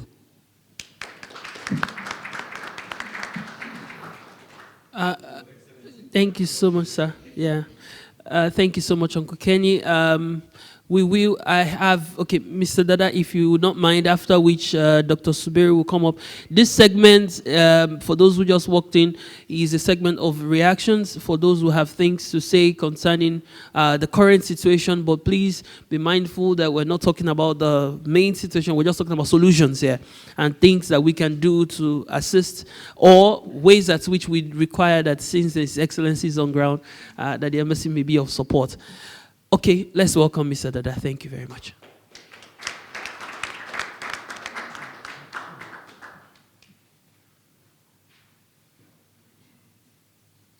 Good evening, Your Excellency, the Ambassador, members of the Diplomatic Corps, my President, Chairman, and all NIDOs, ladies and gentlemen. First of all, I want to thank the embassy in person, the Trade Department. Not too long ago, probably about 2 weeks ago, there was actually a meeting that called for the Nigerian traders, the importers and traders. Unfortunately, it was a very short notice, which were able to gather a lot of few people that were into the importation of foodstuffs and goods into Russia. I want to thank the ambassador for that. A round of applause for that, because it's a whole new thing. First of all, that's one. Two, I want to encourage that you please continue to pay attention to us. We need that. Secondly, just for the information in the house, for those that are importing as well, I know a lot of us are into importation here, including my president that is into logistics. I'm into logistics myself. There are some, I just want to add to what, just a few minutes, what the chairman said. Actually, the Russian government is looking for, or are making implementations to make logistics easy, because we know Russia is a very big importing country, definitely. So there are some incentives that have been made into place, the changing of tax payments into rubles, no longer in dollars as it used to be, flexibility in the way you can pay your tax, your custom tariffs as well. Also, like the hub you mentioned about that Turkey, you know, Turkey is a very good trading company. They follow the flows, whichever it is. They're working on the hub, which would probably be, which would allow from Istanbul to Sochi or to Novorossiysk, which might be a very, very, very serious cutout from the West. I just want to add information. And Your Excellency, sir, I thank you very much for what you're doing, especially in the embassy, and the attention you're paying to the trading community, the business community right now. Thank you very much.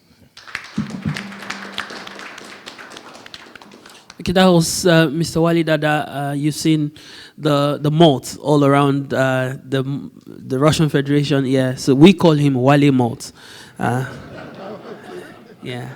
Thank you so much. We have some business tycoons also in the house. I'm very glad to see Cabana, Jerry La Cabana. Yeah. You know, you call them by the names of their businesses. Thank you so much, Mr. Jerry, for being in the house. Of course, while we were on, we had also joined us Dr. Chukwujeku Ejike Sam Festus, the past president of the Nigerian community, Russia. Thank you so much for joining us. Of course, we have diplomats in the house. I have Mrs. Ronke Ajayi and husband also here. That's we've had. Mom, before you came, someone spoke about the passport. I'm sure His Excellency is going to solve. Passport is solved because we have the Nigerian immigration in the house. All is well. Come on, please appreciate with me together, Mr. Ajayi. Thank you for making our time to be present this evening. I will continue with the acknowledgements, and I want to welcome Dr. Suberu, and after that, I will welcome Mr. Olalekan also in the house. Okay, Dr. Suberu, if you're ready. All the way from St. Petersburg, they came earlier than those of us in Moscow. Please appreciate.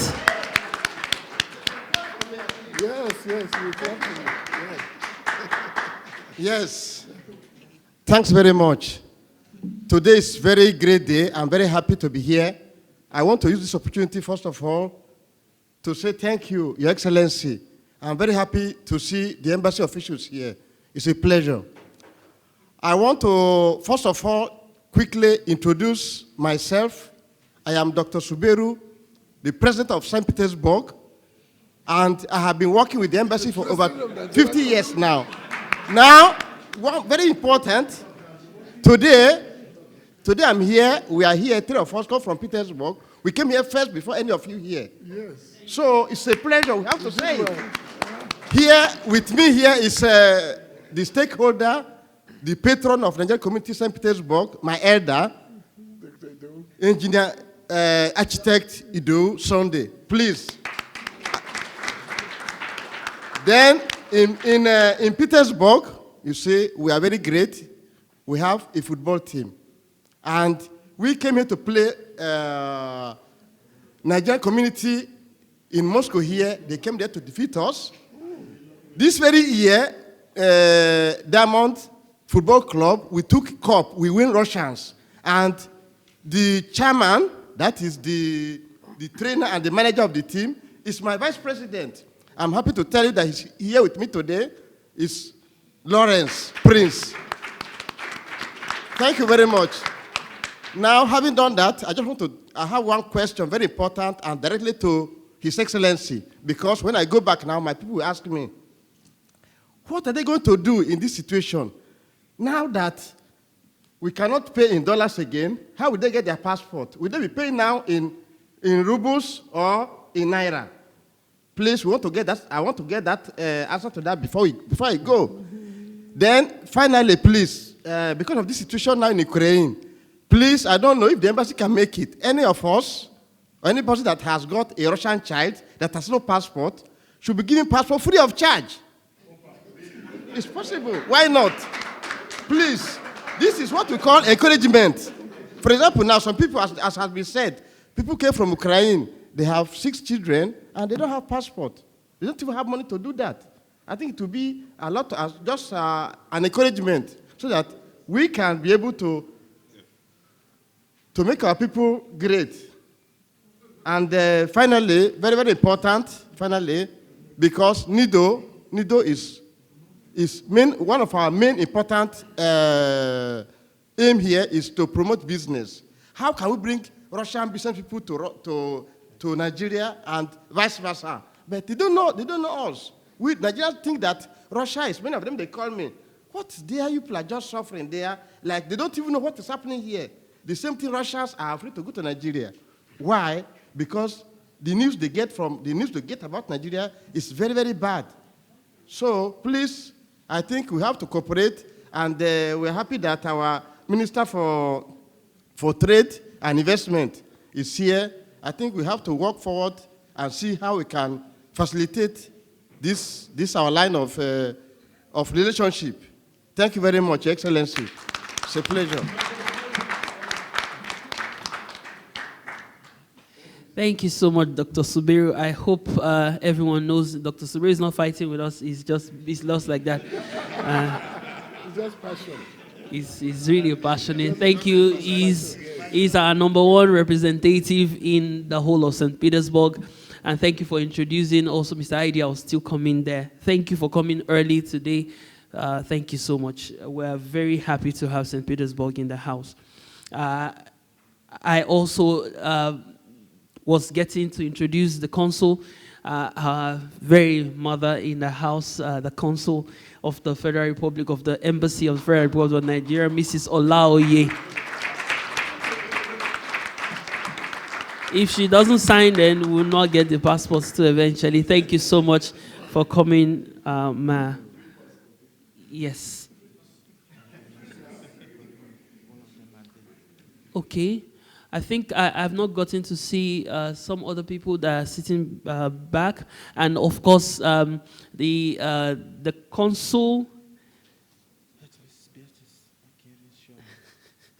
Okay, let me just help him out, please. I will want to also use this opportunity to recognize other members of the immigration section.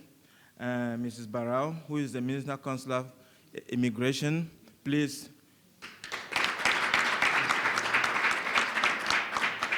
And then Mrs. Beatrice Akinrishola, please.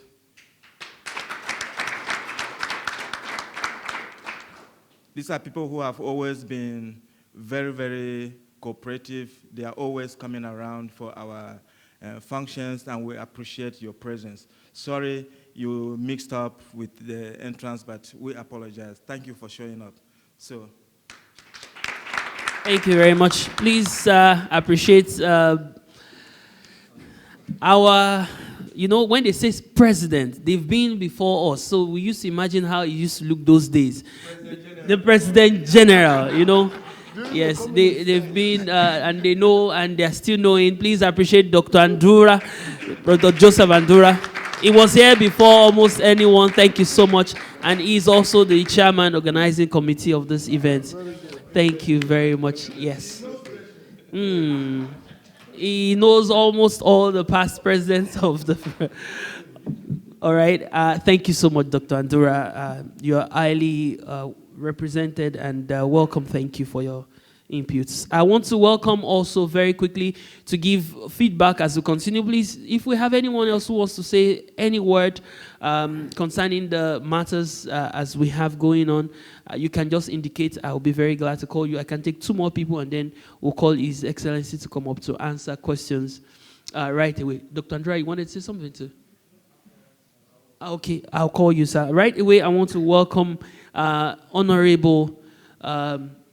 This young man is someone who has been in the spotlight amongst young people.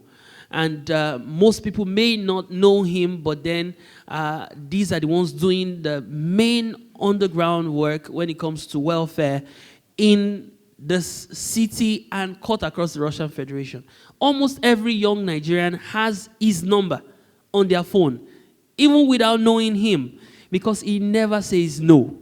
When you need him, he's there. And this has really helped him to know so much in the environment. He's closest to almost every sector that pertains Nigerians here and Africans. It is really a great pleasure. And recently also he was given an award for the youth, the most influential youth amongst Africans. Please welcome together with me Mr. Olalekan Taofik Onolakpo. You want to keep clapping as he comes, an honorable person. Thank you, Mr. Lekon. I thought he joined virtually before.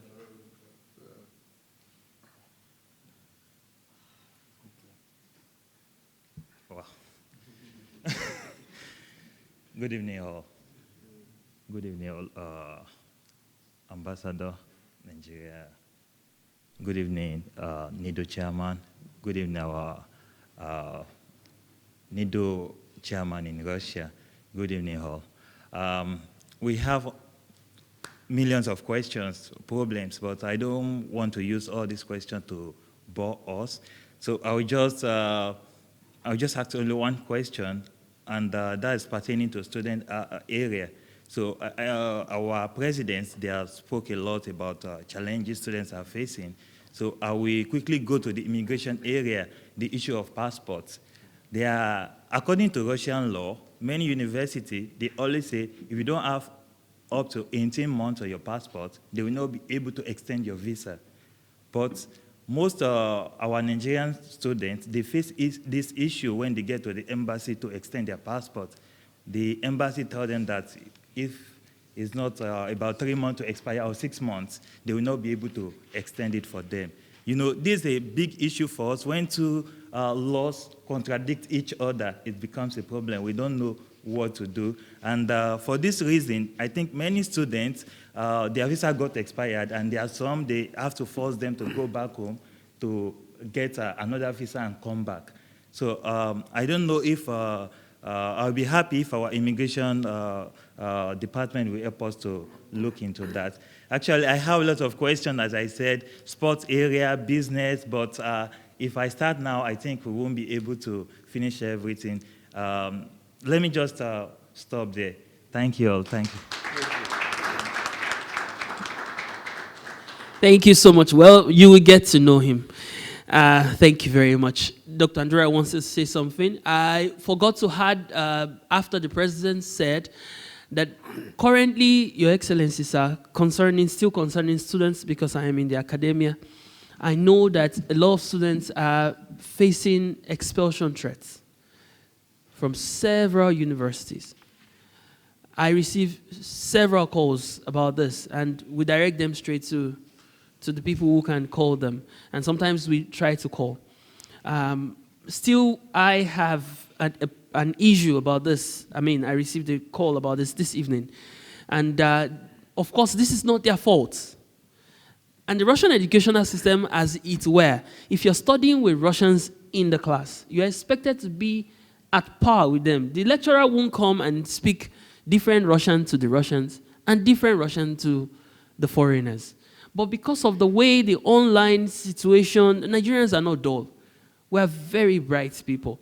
But because of the way the online situations have happened, it has caused a lot of situations with students, our students. Very bright students will call and say they're expelling me tomorrow. Thank God for the Rudan University. I just heard the news in the course of the week. Our rector said no one will be expelled this year. I was already afraid of the massive expulsion that will have taken place, especially amongst medical students. So what do we do to universities who do not have such hearts? How do we assist students? Operatively, like the Russians would say, operativna, meaning very fast when such situations come up, because the expulsions come up immediately. How do you send a student even home at this time? Uncle Kenny. No, we will have students flooding everywhere in the next few months if this is not curtailed. This is an aspect which I would like us to look into. I welcome Dr. Joe Andora. Thank you, sir. Please come up for your question. Your Excellency, all embassy staff, my fellow NIDO members, ladies and gentlemen, I want to appreciate Your Excellency really for what you have been doing. Recently, you had a meeting at the foreign mission, which the outcome has been very, very positive. That is, they even publicly and officially said they were ready to receive more Nigerian students. It is really such a wonderful move and great news, because in the situation like this, many will be wondering what will happen. But these are the things, this evening has been dedicated to, for us to take advantage of the situation and make the best out of it. So personally, I was actually being concerned what will become of, maybe students, those who want to come and study here. But just after that, I saw the news, and it is being carried all over, Nigeria. Somebody even called me today to say, okay, we have seen this in the newspapers. How do we take advantage of it? Which is a very good move. And I say thank you for that, Your Excellency. And apart from that, you have actually been, engaging Nigerians, engaging business men. You went to Nigeria with some Russians, and I will also want you to continue in that direction, even though the circumstances now have changed, but you use your leverage as His Excellency, and then I will still echo my request, because there are countries that once the highest person in the country visits, it solves a lot of problems, political, business, and social, problems, bilateral relations. We can continue to hold meetings here, have discussions, but then the final say or the last hammer will be when our president will pay an official visit to this country. You see, there is no need we have to keep on hiding. a lot we have to gain from this. So why do we have to? The earlier, the better. So I will always, anytime I have the opportunity, sometimes, privately, publicly, I will continue to say it so that even those who are at home could also listen. We have nothing to lose. Rather, we have a lot and a lot to gain. So what is stopping us? In terms of security, in terms of business, in all aspects. And you have a lot of trained, Nigerians, Russian trained, presently here at home who are in different, aspects of, areas, working. Some are in very big positions. So what is stopping us?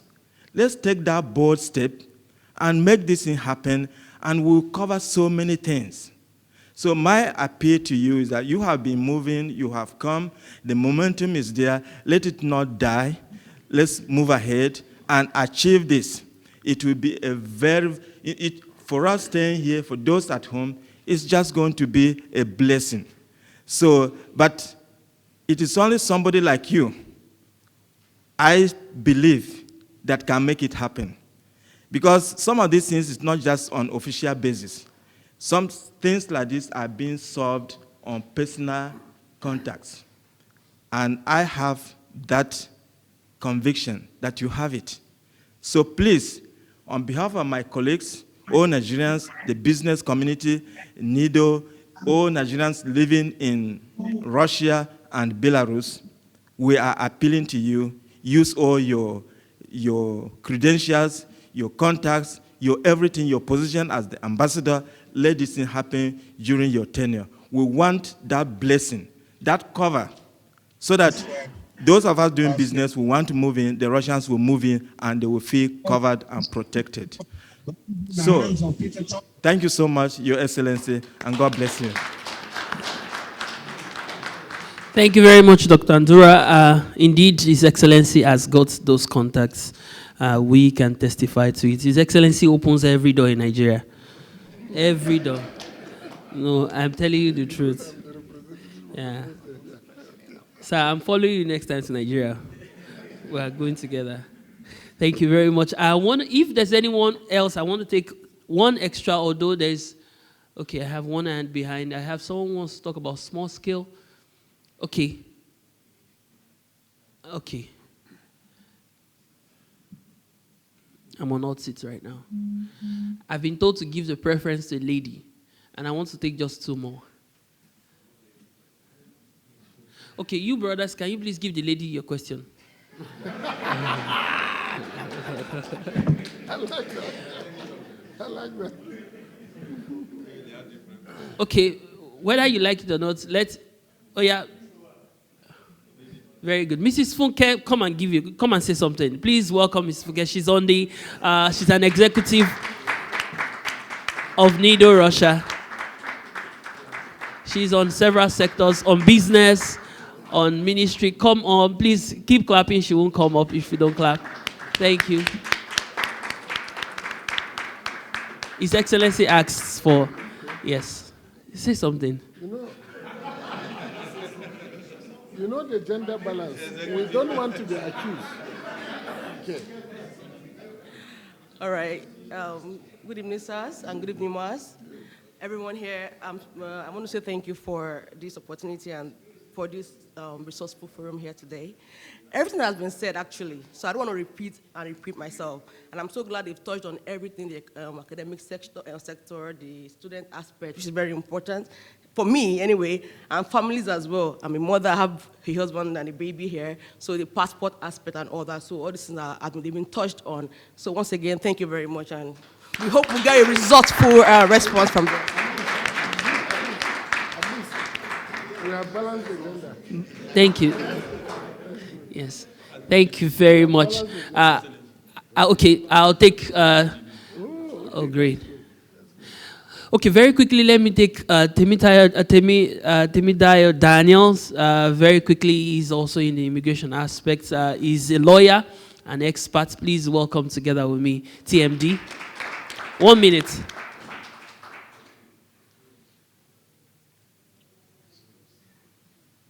Yeah, good evening, everyone. Good evening, the ambassador and the chairman. Thank you so much. My name is Temidayo Daniel. I just want to advise my fellow youth that if you're a fresh graduate in Russia, this is the very good time to have an LLC. You know, to have LLC in Russia, at least start something. If you find yourself in a foreign land, sorry, I'm just recovering from cold. So the very best thing you can do is source for products, look for what you can sell, and start creating your audience. Okay, if, for instance, a lot of us here, we wear shoes. So definitely you are buying it from somewhere. So you as a student, look for people that like shoes. By doing that, you can start making, earning some money for yourself legitimately. And to open a company in Russia here is quite easy. You can just contact me. I'm working with a law firm, Breeding Consulting Law Firm. And also, that will also serve for you as a legal ground to apply for Russian documents. If you're a student, maybe for quota, or if you have kids here, you are married here, it will really help you to have the document.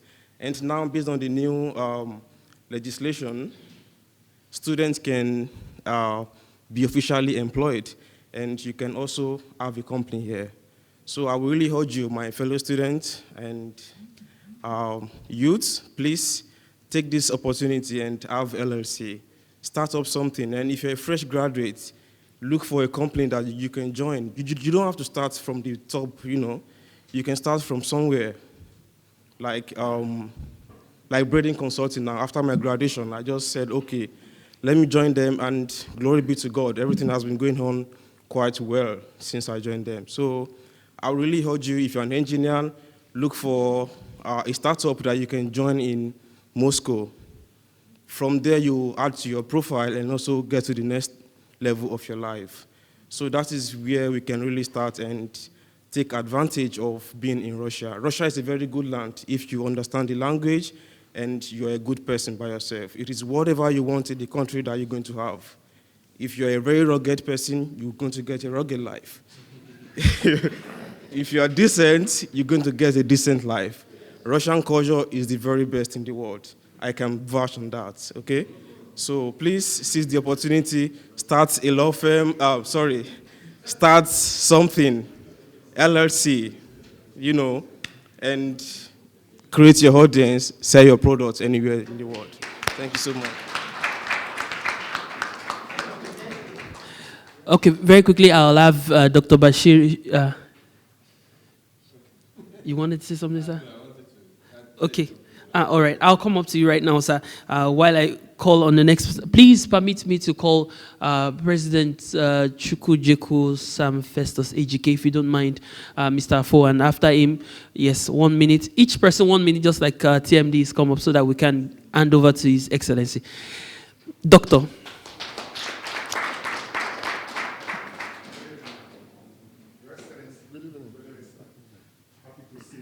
Thank you very much.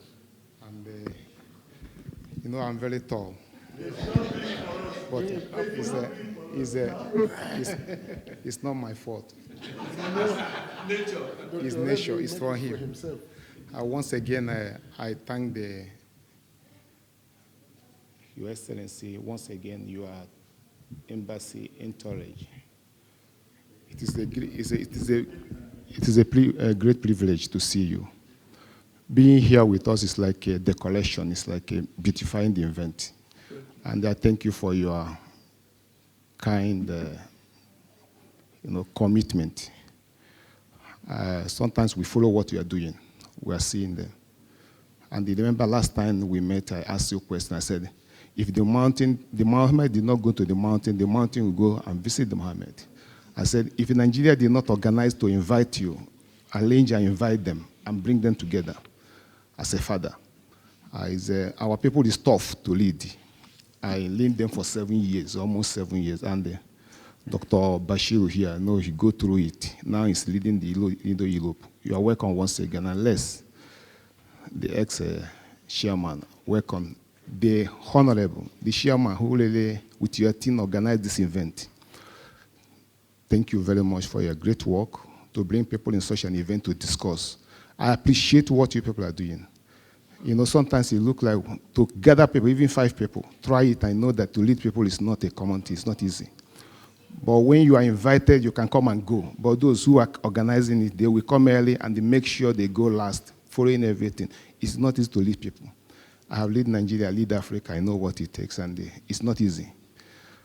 Thank you very much. And with all your team, all the people who honor this event, my honorable pastor, doctor, those who come from St. Petersburg, the president, welcome once again, and you are doing a great job. And the elder, I see you, all our young people who are putting a lot of effort. Keep pushing. People are watching. They may not tell you, but they are watching, they are observing. The world is watching. Keep pushing. You are developing yourself. And but one thing I just want to, I wanted to keep silent just to listen because I like to learn. Like His Excellency always said. Say, I want to listen. I want to listen.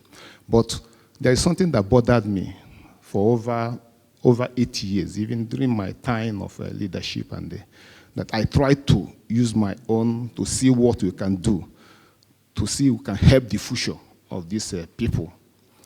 And I discussed it with all the ambassadors and even Gafai, His Excellency Oba, but sometimes I'll still lazy it again. Maybe God can use you. Not all about me, but all about our young people. Because I know that sometimes people made mistake, but there are mistakes people can help to correct. We can help to inform them.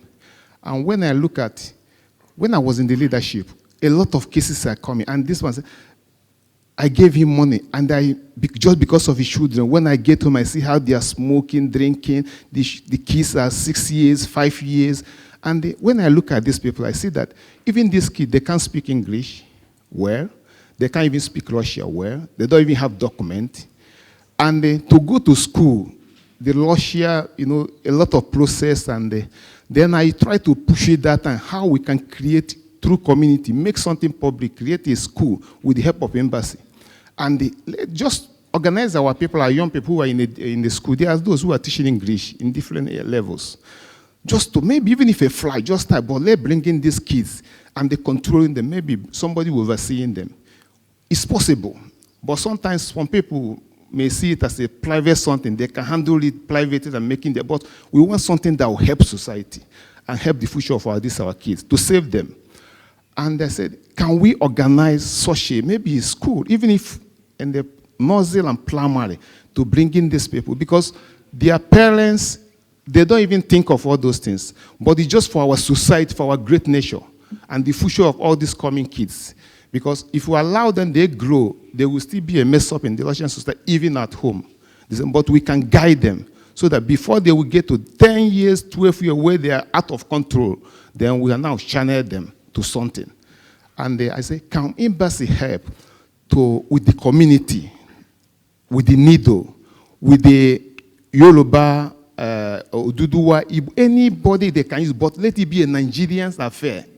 That to help these young upcoming people, anybody who have this idea, we can contribute. I'm into academy, and he's not into academy. Thank God, but unfortunately, I'm a complex person. I do many things.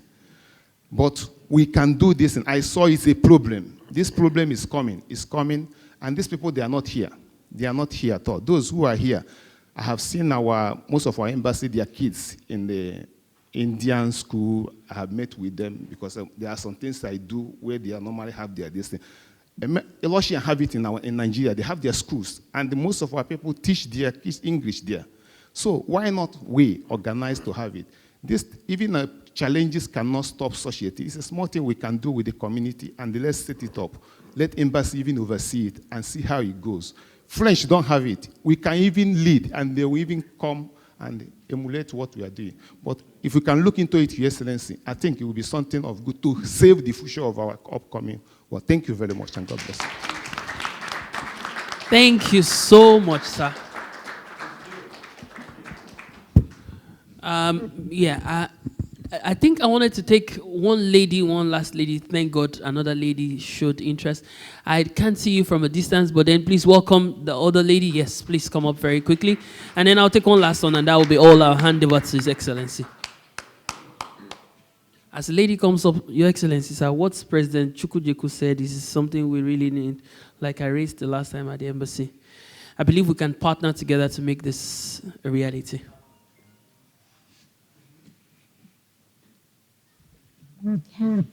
Good evening, everyone.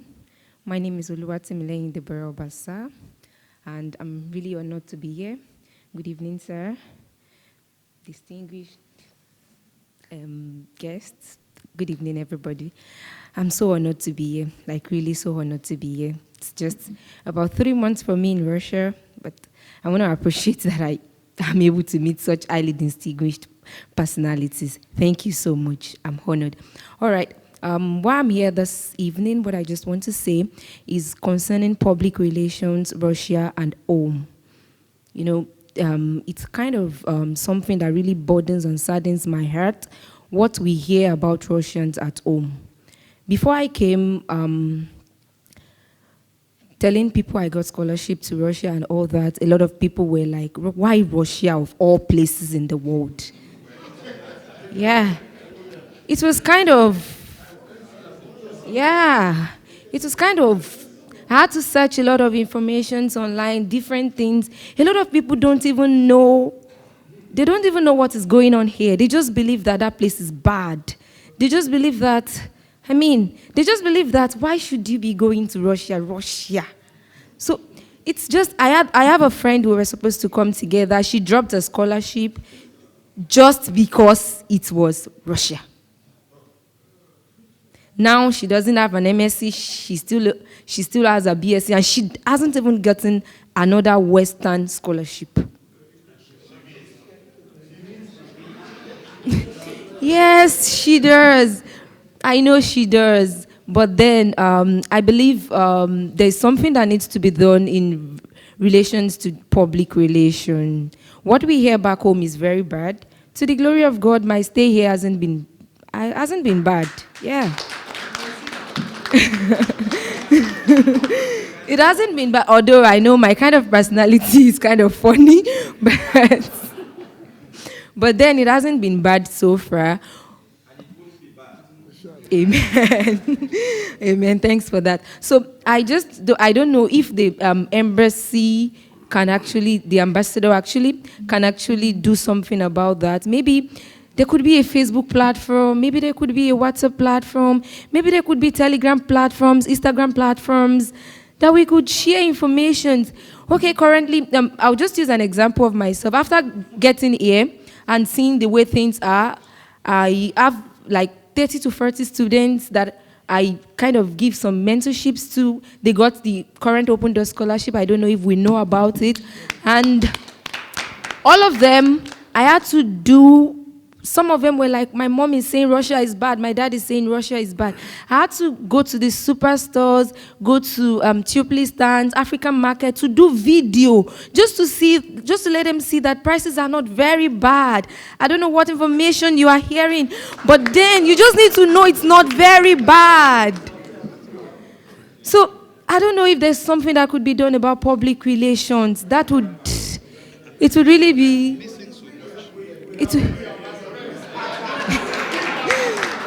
all right. Thank you. That's just the basic.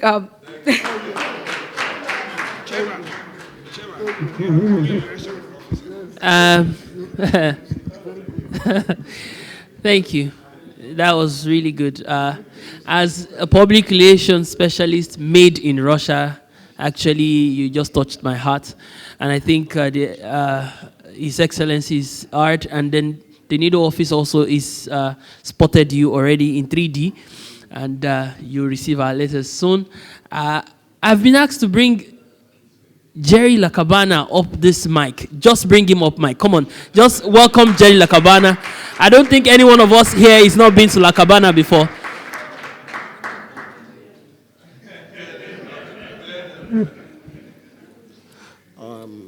Good evening.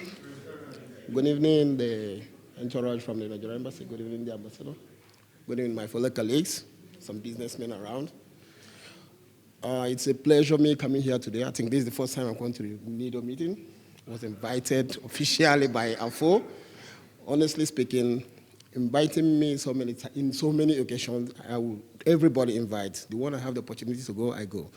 But today, when he told me about what is going to happen today, I told him I'm having a wedding somewhere there with my friends, but I say I will leave it, I will come here. So I thank God we're all here together. I have what everybody has said, but I want to say something. I don't know if you can give me more than 1 minute, please, if possible. Okay. All of us here, the academics, professors, the embassy people, some people who are doing import, export, and almost everybody here are legal. I associate with people that have big problem in this country. The problem, I mean, is not monetary, but some people have been in this country for 15 years. They cannot even understand what is Idisuda. Come here. Not that they don't want to, but the life they are living has channeled them to that way. And many of them, let me say for the past 4 years, have shown the interest of bringing themselves out. You know, there are some people that decide to back off. But I will tell you that for the past 3-4 years, many Nigerians here, even with money, they want to come out. They have things to do. What they need is just support, morally, according to what Daniel just said, and then guidance to move forward. I have about 25 Nigerians working under me today, you know, from the 2 things I'm doing. And I'm begging other people who has little business to involve themselves in putting some local Nigerians into their business. I know sometimes it's not legal. I take some, let me say, some blows from the immigration when they come. They even sometimes come to my place, arrest so many Nigerians. I pay off, I bring them out, and they continue working. Because as of today, at least about 5 of them has gone through legalizing their documents. They went home, get the whole document, they come back, and they are still working. Those of you who has the opportunity, I beg, to employ. I don't know how. I know this is, I'm sorry to say this, maybe you will say it's illegal, but we all know how this country is. It happens everywhere in the part of the world. We can, even the local Armenians and the Caucasians around, take their people in their business without documents, and at a time they try to legalize them just step by step to make sure they, you know, come. I'm not advising them to come and work with you without their document, but they don't have the opportunity.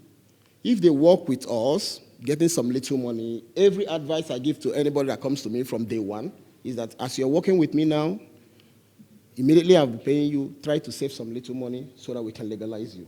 Because I want everybody that work in my company to have at least, even if it's not the Russian passport, the normal, something like that will give you the right to work. I started so. I'm a living example. Joshua knows how we started. 20 years back, we don't have documents when we were invited. You remember that?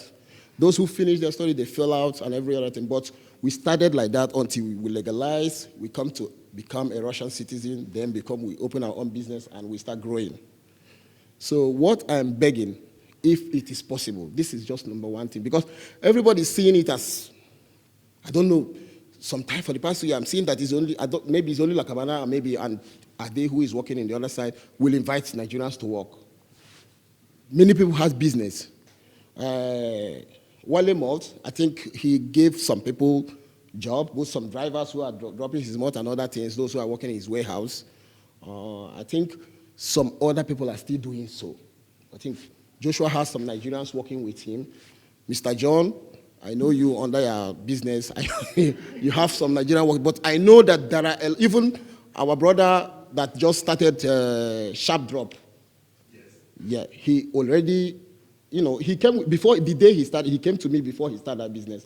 And I know his mind, I know what he wants to do. He created the opportunity for those Nigerians that has nothing to do. Even if it's 2, 3 people, employ them in your company, give them the opportunity to move ahead. They will legalize themselves. I believe so. Yeah, because nobody in this country, I believe that no Nigerian want to live illegal. In the past days when they say Nigerians are bad, Nigerians are this, Nigerians are that, if you can find out, even at least the embassy will testify that for the past 3, 4 years, Nigerians are coming just to get documents, to do something, and to legalize themselves. I think that you people have the result of that. And so many people now, today, has gotten this, their Vremini Parajuana, what they call it. So, it's RVP, yeah. Yeah, so temporary stay. So please, I'm just asking, this is not the embassy's job. This is for us. Because if it is possible, because honestly speaking, the condition is very critical. For the past 3 weeks, 3 weeks, this problem started. We have drop of sales. We have, at least we have gotten a kind of, let me say, almost 60% drop from what we are doing. And these people are still with me, and I have to pay them. But time will come, if I cannot pay them, it will cost something else. They get to be dropping out or maybe looking for something else to do. Instead of me to push them out, I will only reduce their salary and tell them that I'm not making more. But if every one of us would take at least 2, 3, 4 people from the, because since last 4 weeks, people have been coming to me now. I don't know why.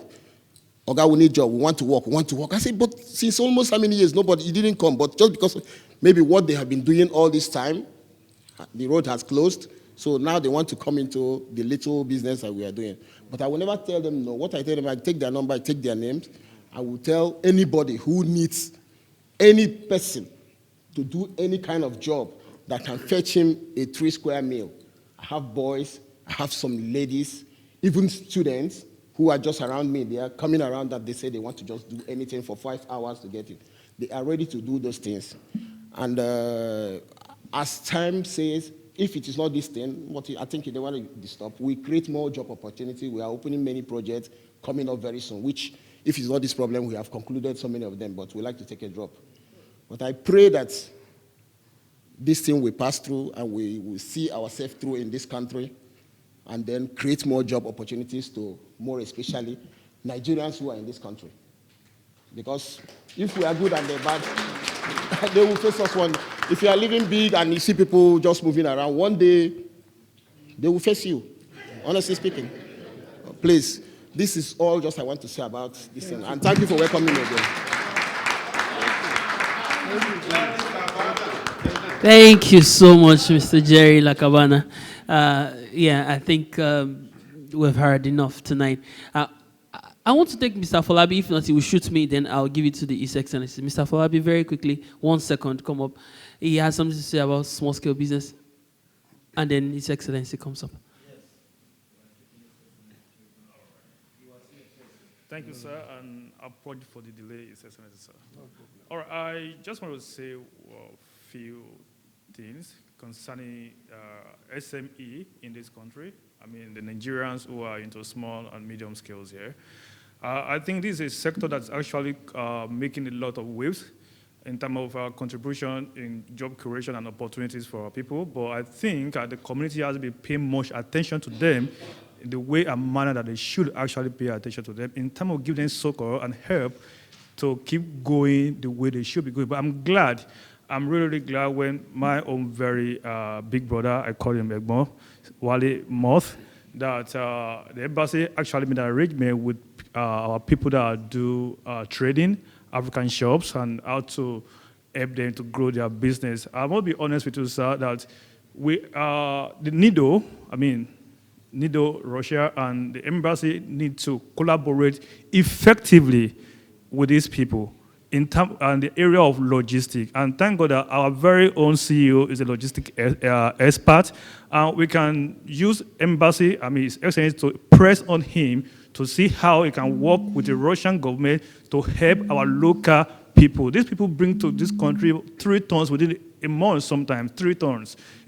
10 tons. It's a big lot of stuff.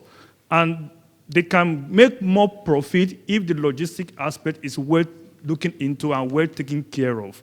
And in return, they make the people back home feel comfortable, open more shops, create more employment opportunity, close unemployment gap as well. I think it's very important. It is very, very important that both NIDO and embassy and those who God has given grace and privileges to help come together and solve these logistics challenges that our people are actually facing. That's number one. Then number two, it is also pressed on us, which I think Dr. Orabi will agree with me that we need to do what Deborah actually referenced. She call it PR.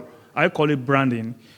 We do a lot of, people are doing a lot of stuff in this country, but we are doing it on just doing it for livelihood. We are not branding it in a way that we're able to integrate it into the Russian community. What we do is within ourselves, like, okay, I'm selling this, the VC can come and buy. But we're not looking at expanding into the Russian community, whereby we make more profit, make more gain, and then expand our customer base and data, which of course will also give us a kind of a positive leverage in this community. If Nigerian people want recognition, Russia is trying to give it to us, but we must do something that they also know that, yes, we are doing something. The way the South Africans are doing. We have South Africa cocoa, we have South Africa coffee, we have South Africa tea, we have Kenya tea. We go to supermarket, you see all this stuff. You don't go to supermarket and see Nigerian products.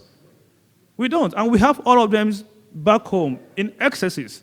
So I think there is a lot that as NIDO, which I'm proud to be part of, as part of the executive, and this is the chairman is my business mentor, and this is also His Excellency, that we need to come together, not as individual organization. Let's form extraordinary committee, a business, a kind of emergency treatment of these things, and come up with holistic decision that will help move the economic strength of our people forward. We can get voices and get recognition only and when the Russian government know that, yes, there is something from us coming to them.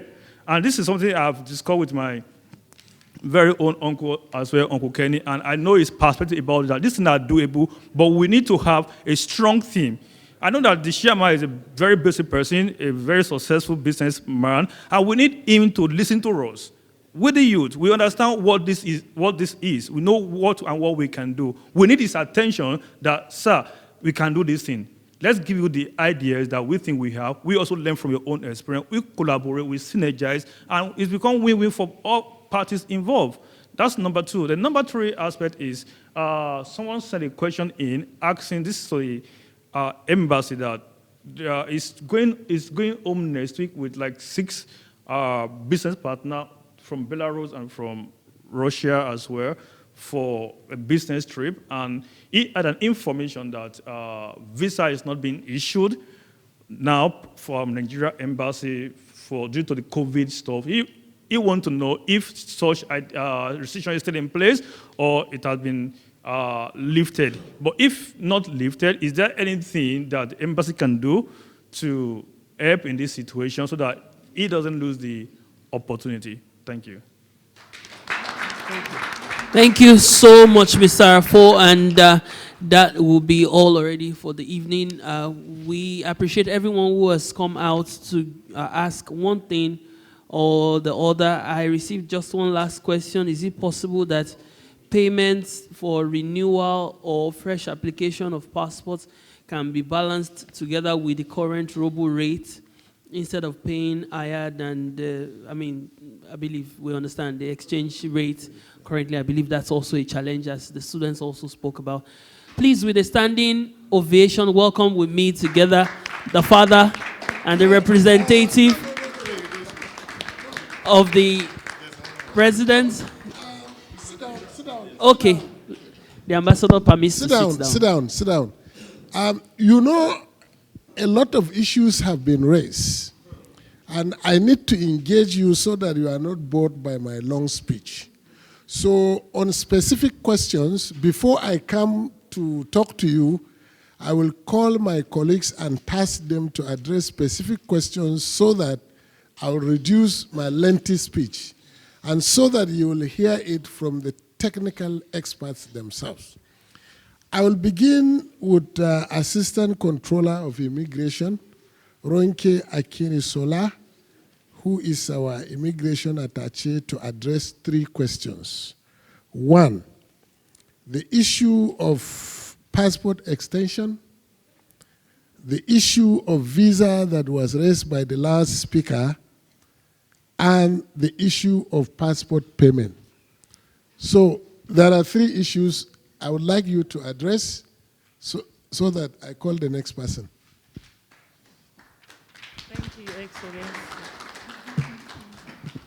Good evening, Your Excellency, Executive, my senior colleagues, and Nigerians. Once again, good evening. I'm Assistant Controller Akinisola Ronke, the head of immigration, Nigeria Embassy, Moscow. Basically speaking, the 3 questions His Excellency asked me to speak about, I'm going to start from the visa.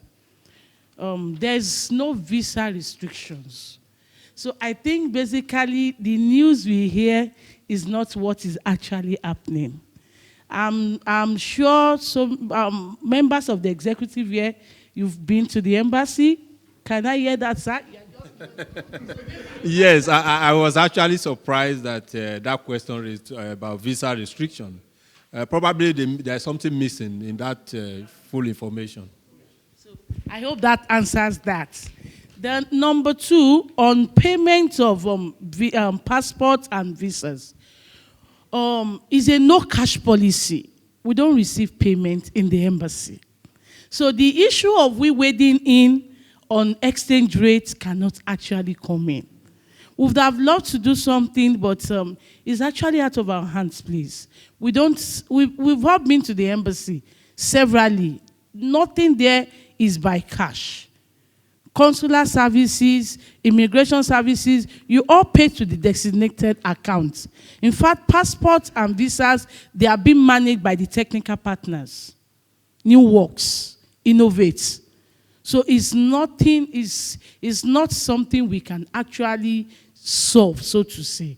And I'm so sorry for the issues of the sanctions and things like that. Hopefully it's going to be resolved and everything will normalize. Please, let's keep on encouraging each other, please. It's going to be well. Now, lastly, on issue of passport extension, permit me, Your Excellency, to pick my phone and read what is on our website. Because what the Mr. Lekon said is not true. I'm so sorry. So please, let me just, if we can all please open our phone and go down to the embassy website, please. Just a moment, please. Just for clarification. Yeah, so on the issue of passport extension. Now, the CGIS has been kind and gracious enough to permit extension within 12-month validity. It's not 3 months. It's not. It's 12 months, a whole year, and it's on the website. Now, I read, guidelines for reissuance of passports. In swift response to the spate of requests by students for the renewal of passport with more than 6-month validity, the Comptroller General of the Nigerian Immigration Service has graciously approved the reissuance of passport with validity period not exceeding 12 months. However, okay, let me now read further, please. I'm sorry to take our time. In other words, if the validity of any standard Nigerian passport is 12 months or less, it is renewable. Yes, it is renewable. It's on the website. So we shouldn't just come and listen to what people say. In fact, let me burst your bubble, please. Off record now, please. I don't want to get this recorded. When students have 14 months, I go out of my way. The law is that you reverse back to the Controller General for approval. But when they start crying, panicking, we go for intervention. Every week, Dr. Suberu, tell them what happens. We are all like that. During extension, in fact, everybody, students, they don't even have 1 year validity. It's 18 months. And we do our best because that is what we love doing at the embassy.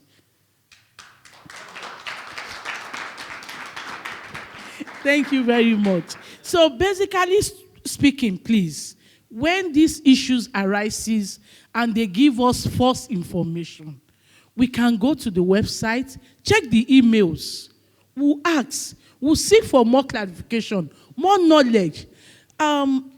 Okay, can we pay for passport in Naira? Of course you can pay for it in Naira. That is beautiful. However, still off record, this is what you are going to do. If you want to...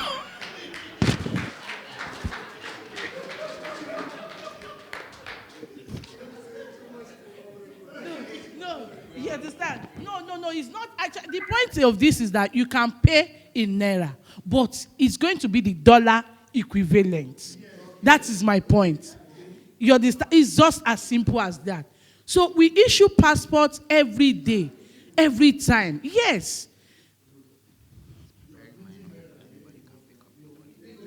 Okay. So the point is this, please, jokes apart, we can pay in Naira, but the dollar equivalent. So yes, the normal official rate on the website.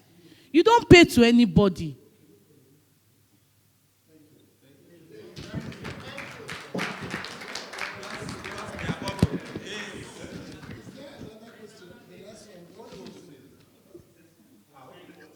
Okay. Sorry, please. Now that cards are blocked, how do people pay? Well, that is a big question. But like I said, since we operate a cashless policy, we can still pay from Nigeria. Thank you. Hello, ma. Sorry, please, just a minute. Bring that his question. Extension of what? About extension of passports. I think she misunderstood me. She doesn't get my question. What my is your question. point? What is your point? My question. I said I didn't argue about the duration of extension. I know that 6 months or 1 year. That's what the embassy says, the Nigeria. But my question is, Russian law says if your passport is not up to 18 months, over 18 months, not up to, over 18 months, they can't give you visa, 1 year visa. And I have a lot of people that have complained about that. Don't worry, we are using discretion to address to that. And yeah, exactly, that's what I'm saying, sir. Don't worry, if you have such an issue, bring it to her. There is certain discretion we can exercise, which we don't need to go public on that, to assist Nigerians. Okay. Now, thank you very much, Mrs. Akiri Sola. Mr. Luini Barao, come and take the microphone. I'd like you to respond to the issue of expulsion of students, what we are doing, the issue of expulsion of students, and the issue of legalization of their documents. The issue of legalization of certificates. Okay? These two issues, I want you to respond quickly. Okay. Good evening, Your Excellency, senior colleagues, NIDO members, and ESCO alike. The issue of expulsion of students, I think we only get to deal with them when we know about them.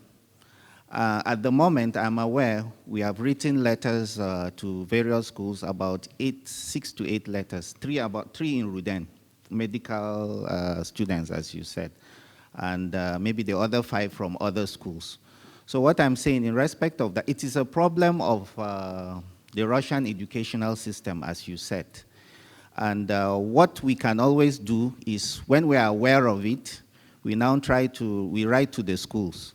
Most times, often at times, though the schools don't respond to us most times, but we see it that they take charge of the situation in the sense that the students are left to continue with their studies. Because of this COVID that we've had a peculiar problem, really, because most students, especially those that were admitted in 220, they did their language course online. And we know that language is something that needs interaction.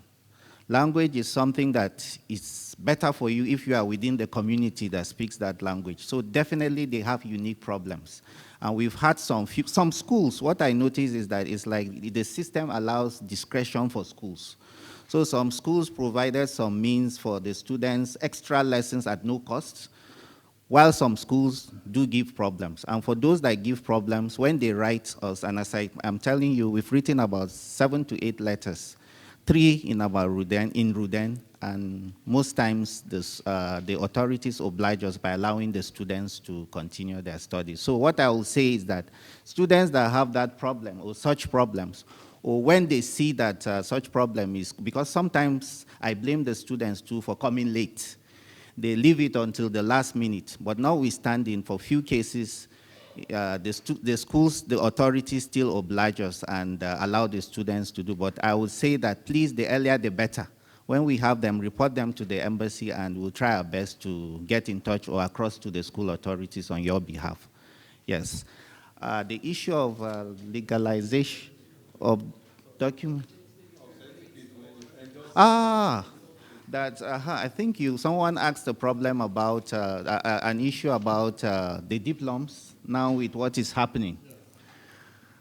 Well, as far as we are concerned, Nigeria still entertains or Nigeria still respects documents that emanate from Russia. Most of these problems are from schools that have problems, from countries, EU countries, Western countries. It's unfortunate, I don't think we have control over such schools or such countries because it's more or less a political decision that is affecting the educational system. But what we can assure you is that Nigeria is not part of that. Your educational systems are still respected in Nigeria. For those other countries, we just hope and keep praying because the issue is not even about you, it's about Russia. It's beyond education. So we believe and we hope that when this situation is resolved, gradually it's a temporary thing, that it would not be an issue. So I think that's what I have to say to that. Thank you very much. Mr. Barrow is our Minister Counselor in charge of Consular and Education Matters.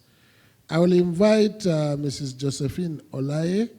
She is our Minister in charge of Immigration, Consular and Education, to respond to the issue that the embassy was not prepared to receive some Nigerians coming from Ukraine, and the case of one family of 5 or 7 was cited. I will tell you how we responded to that. This is one issue for her. The second issue is there was this proposal for the establishment of a Nigerian school here. So she will talk about this and then I'll respond. At least that would have reduced my talking period. Mrs. Olai.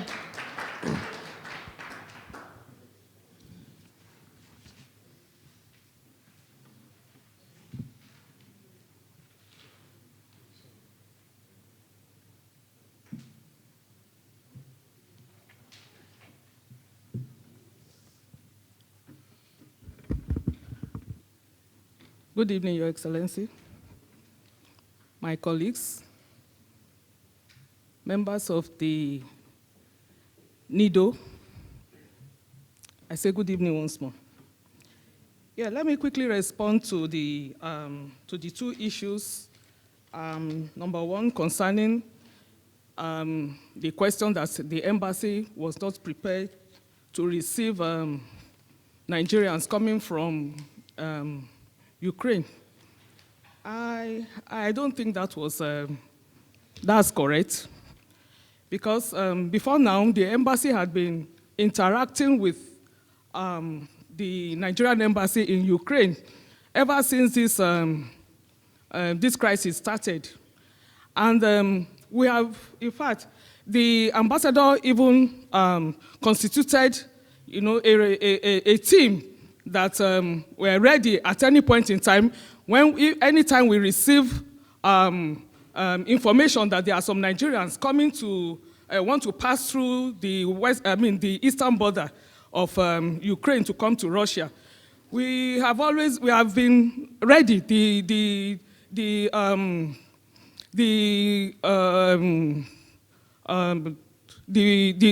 committee that the ambassador constituted was on standby to receive any Nigerian that is coming from Ukraine. So I don't think that is right. And then with respect to the Idehe family, if I should say, the family that Mr. Kenny referred to that came from, is it Kharkiv? Kharkiv in Ukraine. I personally received them, that was on Tuesday. I received them with some of my colleagues, and we actually I did the interview. I interviewed them, and Mr. Idehe said what they needed from the embassy was just a passport for the 3 of his children who do not have a Nigerian passport. That prior to their coming to the embassy, they had visited the German embassy, who in turn promised to issue visa to them for them to relocate to Germany. And then we said, okay, for you to get a Nigerian passport for your children, there are some procedures you have to follow. And he said he will come the following day with all the necessary documents, and the immigration attaché that was there said he will assist him if they bring the necessary documents to the embassy. And ever since, we've not seen them. And besides, I made a report to the ambassador, and the ambassador graciously approved some certain amount of money that will be used, and if they come to pay for their passport. But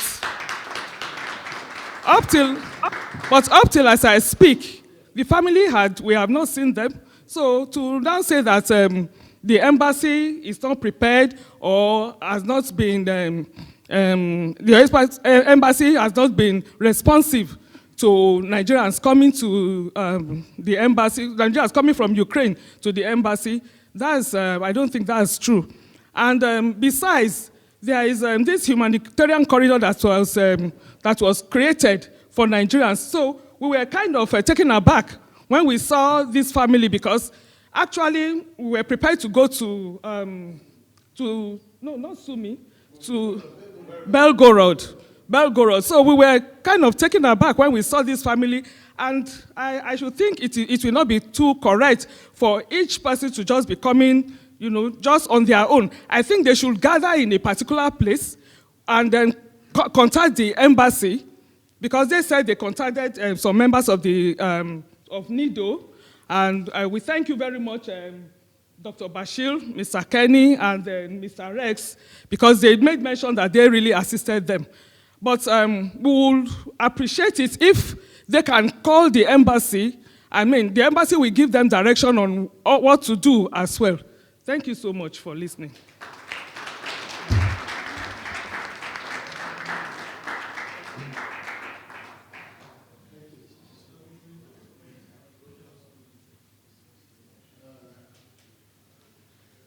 Thank you.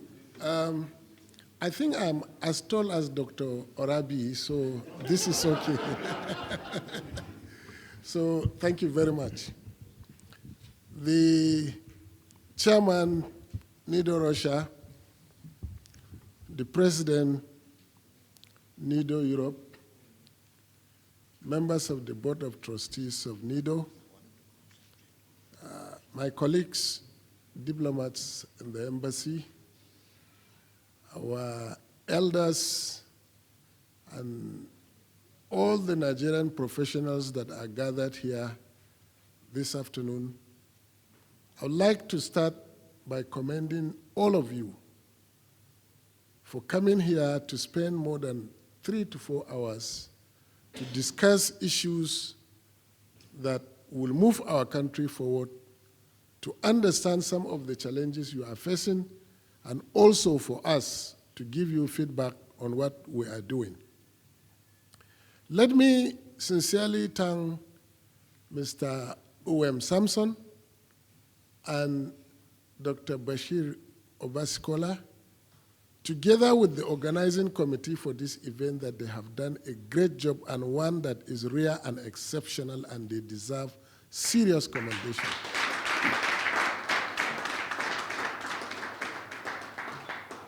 Nigerian government is proud of you, and as I heard one of you said that Kabbalah, is it Kabbalah? Jerry. Jerry was very passionate about what he said. It's not only the government that we're all responsible. We should take each other as brothers and sisters. And if you have the opportunity to have anything that will assist any Nigerian, take him as your brother or her as your sister. This is very, very important. I want to stress that point. Now, a lot of things have been said. I deliberately invited my colleagues to comment on so that I'll reduce your focus on me. But let me, before going into the issues, thank particularly our committed Nigerians, especially from the St. Petersburg community. Dr. Zubairu, who is the president of the Nigerian community, who claims to be the president of St. Petersburg today.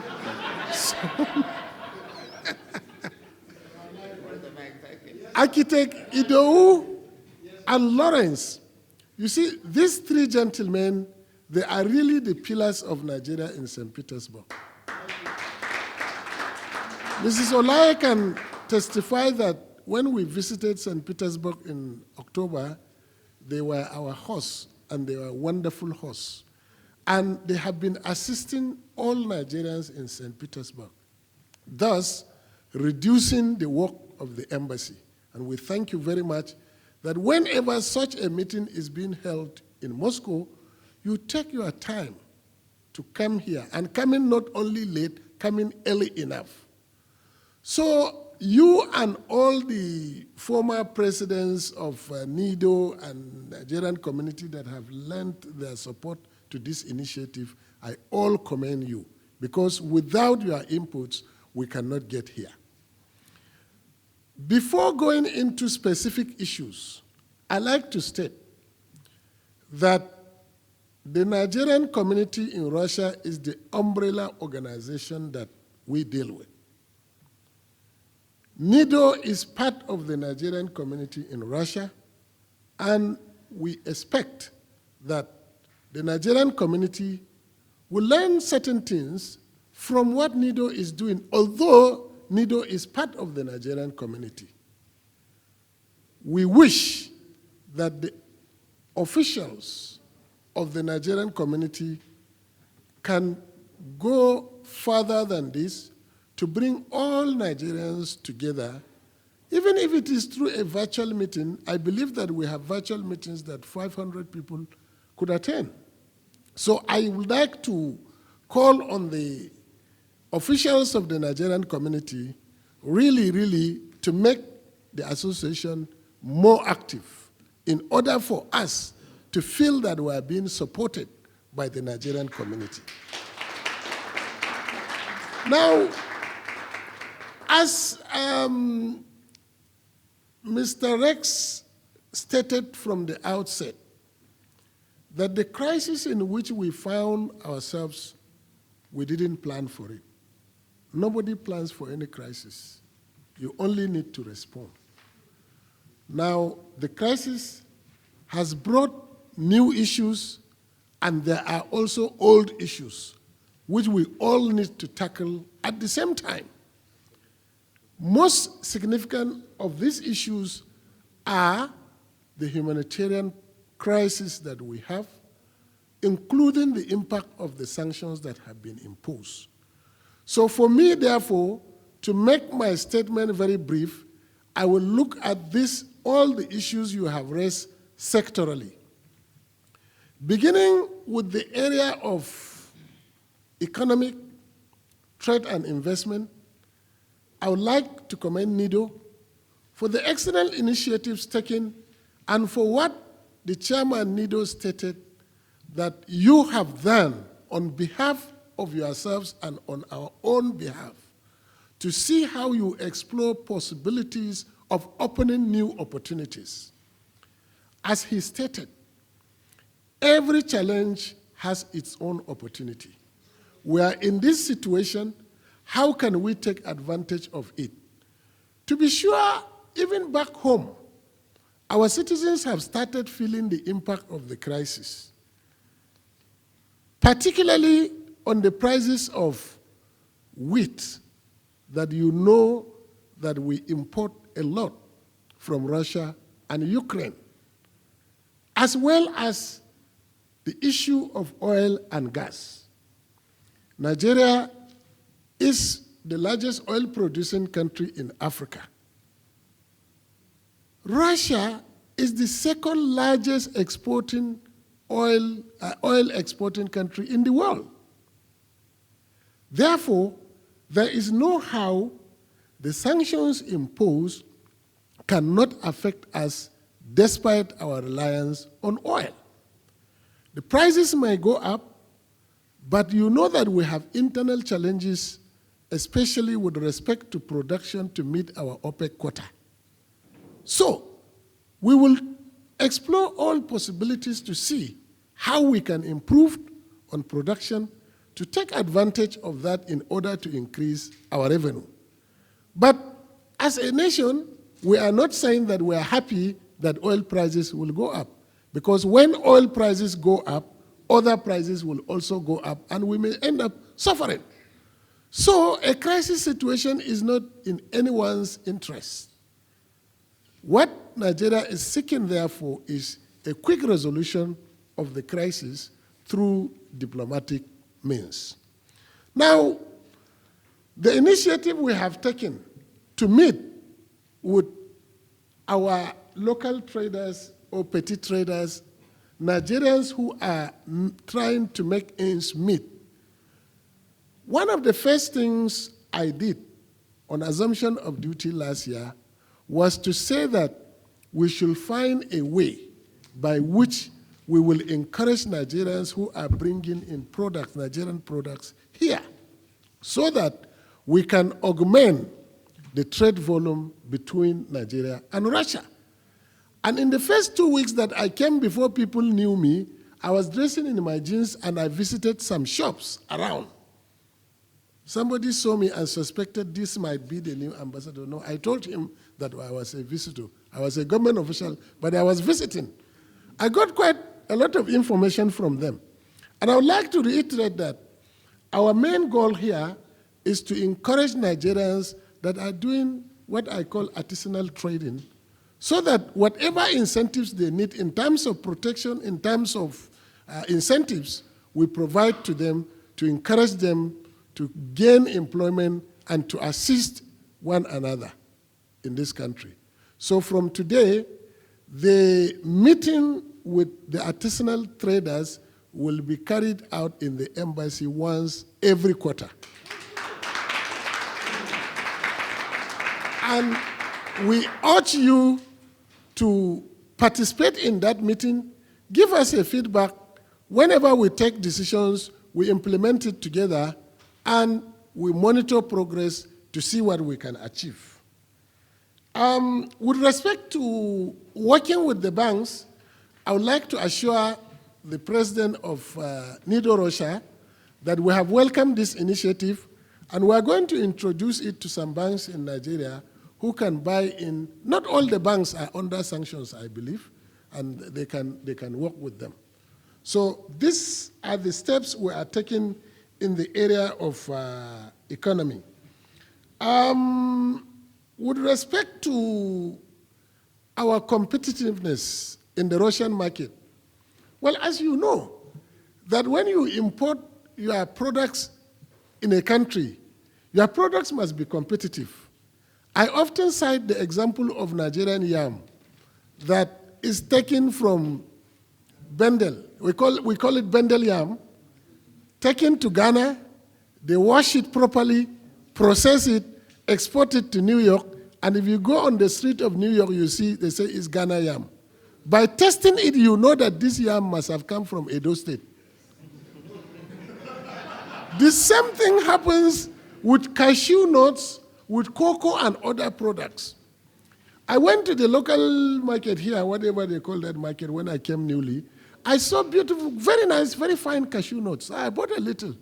I asked them where was it from. They said it was from India. In reality, on testing that, the cashew nut, I knew it was from Ogun State. Clearly. So all we need to do is to improve our standards of goods and commodities in order to be competitive.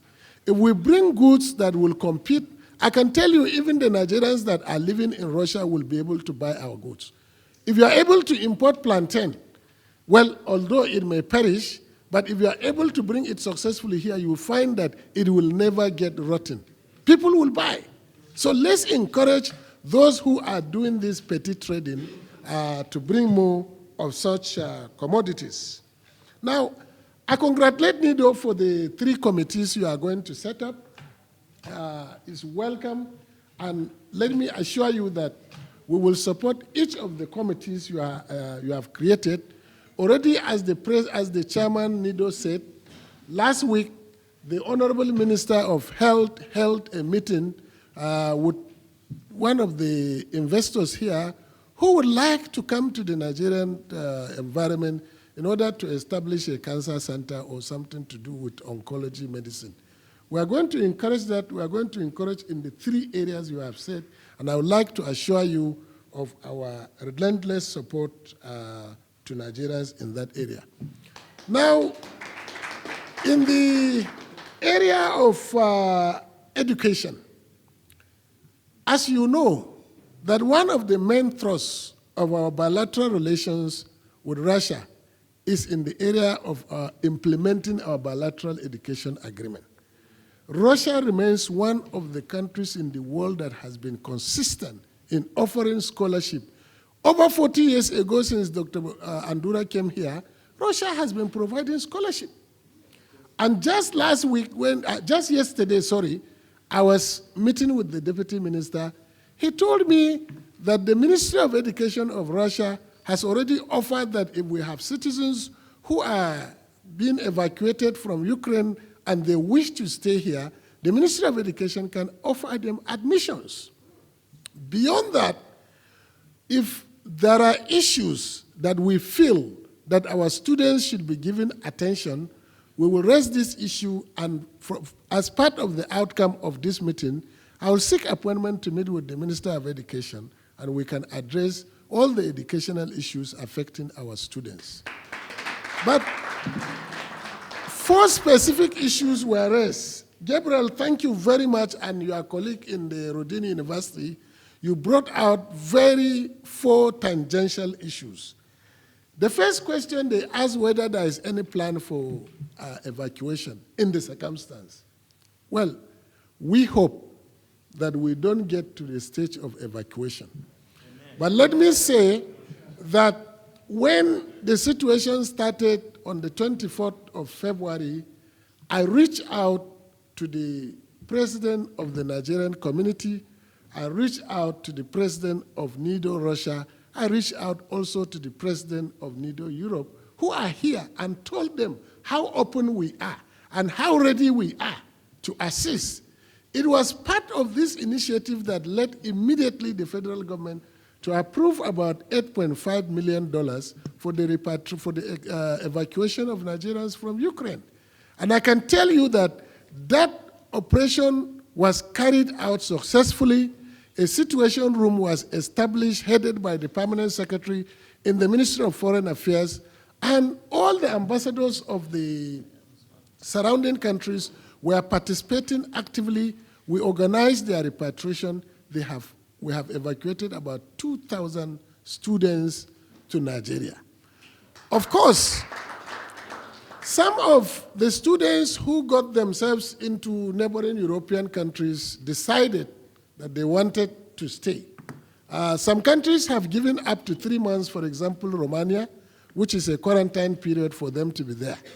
Russia, we engaged them with respect to evacuation through Russia. And I'm happy to say that the authorities were very cooperative. They provided necessary logistic assistance for us. If our students wanted to be evacuated through Russia, they were ready to assist them to come here. And not only that, they even promised us that those who wanted to continue their education here can stay here, regularize their papers, and then continue with their education here. I think that was a good engagement. It was a good act of diplomacy that we got from Russia. And as you know, that Russia has consistently assisted and supported Nigeria since the 1960s that we established relations with Russia. So we're happy with our relations with Russia in that area. So to answer the question directly on issue of evacuation, even if it is one Nigerian who wants to be evacuated today, let that Nigerian contact us. We have arrangement to take him away. So we are ready. And as Mrs. Olaye told you, when this matter came up, we set up a consular team that was ready to move to any of the border towns in order to receive Nigerians from there. Of course, we were not given any information about anybody coming. That was why they could not move. But I want to assure you that that consular team is still on standby and is at alert, is ready to move. Even if it is one Nigerian citizen who wants to be evacuated through the Russian border, we are ready today. The second issue has to do with the issue of the financial impact of the sanctions, especially with regard to the SWIFT system. Well, I don't need to go into that, but every challenge has an opportunity to be innovative. And as you can see, the Russian government is innovating various ways of absorbing the shocks of this crisis. Of course, the immediate impact has been on the value of the ruble, but in the past 2 days or so, I believe that with the new monetary policies put in place by the host authorities, we are beginning to see some semblance of stability. And we hope that the impact will not be very severe on our citizens. In any case, the host authorities have assured us that they are concerned about the welfare and well-being of our students. So whatever we can do with respect to that within our own powers, we are ready to do so. But basically, the host authority is addressing the financial impact of the sanctions through its monetary and fiscal policies. The third issue has to do with certification of educational qualifications obtained, which Mr. Barrow talked about that. We have not severed relations with Russia, and we have no intention of doing so. We have retained very cordial relations with Russia, and we will keep these cordial relations. We shall continue to recognize the educational qualifications that we have been recognizing until when a decision is taken otherwise. So for now, you have no fears regarding recognition of your certificates in Nigeria. Finally, the most important issue of the BEA student stipends. This is very important, of course. And you see, I don't need to go public about it, Jerry. I have informed you about what we did. Immediately when I saw the signal coming, I rushed to Nigeria. I didn't only write, I rushed to Nigeria to meet with the Minister of Education. And I met with the Minister of Education 2 weeks ago and told him that there is a wage. And the wage being that our students have not been paid for about 6 months at that time, about 6 months, and with the impact of the crisis, with winter, with several other factors, we believe that government should do something urgently to ease their tension. Now, government cannot pay the money through the bank because at the time I went to Nigeria, the process was already at the payments department in the central bank. So, we have informed the Honorable Minister to find a more innovative, diplomatic way by which our students will not suffer any longer. I don't need to disclose to you, but I want to assure you that as I am talking to you now, 2 of our embassy colleagues are in Abuja following up on that matter. So, we are not resting. We are doing all that is practicable to see that the pressure on you is eased as soon as possible. Now, the issues of passport and payments have been addressed. The one point that I like to expatiate a little bit on is the challenge with respect to payment. You don't expect us to come to the public to tell you what innovative solutions we are going to adopt in order to address the problems of our citizens. Anybody who has a challenge with respect to payment, bring it to our attention. There is always a solution to it. So it should not be a hindrance to you. We know that it is likely to happen, but you can still use your Russian card to make payment on our platform. And you can use your Nigerian card to make payment on our platform. But if it does not go, bring it to our attention. We will address it accordingly. The one important issue has to do with the rebranding, that the lady raised the issue of sharing information, and the gentleman reinforced it by suggesting rebranding. This is well noted, and I believe that we are going to cooperate with NIDO Russia to see how we rebrand our efforts. What I have always been telling the Russian business community is that they need to understand the market environment in Nigeria. They cannot stay in Russia and conclude that there is too much risk in Nigeria. They have to go to Nigeria. And we have a lot of potentials, which you in NIDO will need to promote to them. You tell them that with a population of over 230 million people, Nigeria is the largest market in Africa and therefore the right entry point to do business in any African country.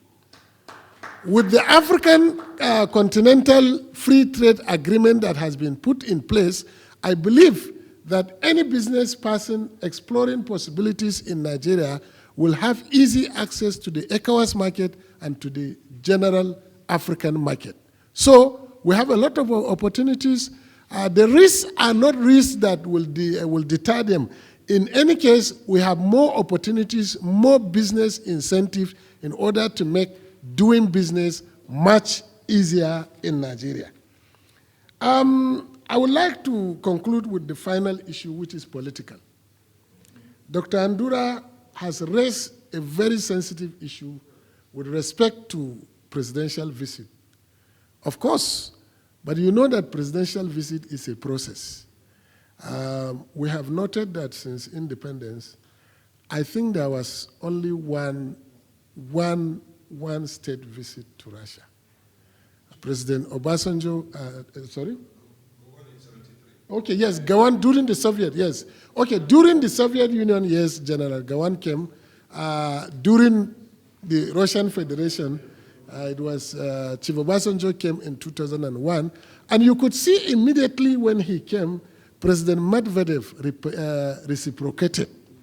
And that buttresses the point that Dr. Andura was saying, that when business people see their political leaders talking, it's a very great motivation and incentive for them to work together.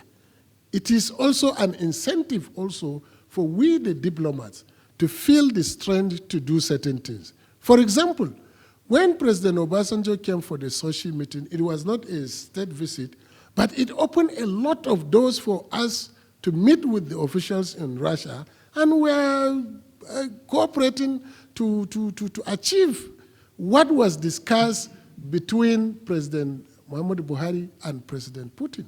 So this point is well noted, and this will be conveyed to Nigeria accordingly. We thank you once more for giving us this opportunity to share our thoughts with you. I would like, in conclusion, to urge you to remain law-abiding as you have been. All of you here, you have one thing to do or another. So for that, I congratulate you. You are all professionals. All I will need is be your brothers' keepers and assist your brothers as much as you can. Respect the laws of your country. Try to get something to do. Improve yourself so that your value can be added.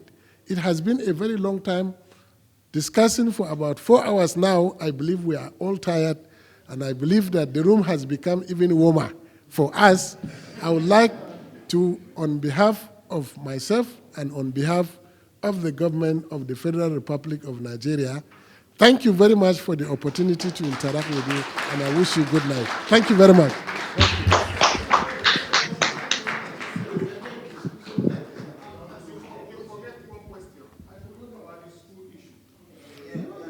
The children. Actually, okay, Mrs. Olai forgot about that because that was a task I gave her. Well, you see, it will be good if we can establish a Nigerian school here. But it takes a process to establish a school. I remember 6 months ago, Mr. Nduke raised that issue, and my response to it was that we have taken it into account, we will reflect it to government, but we will encourage you professionals to initiate, because where such schools have been opened, they have been opened by Nigerian entrepreneurs with the support of the mission.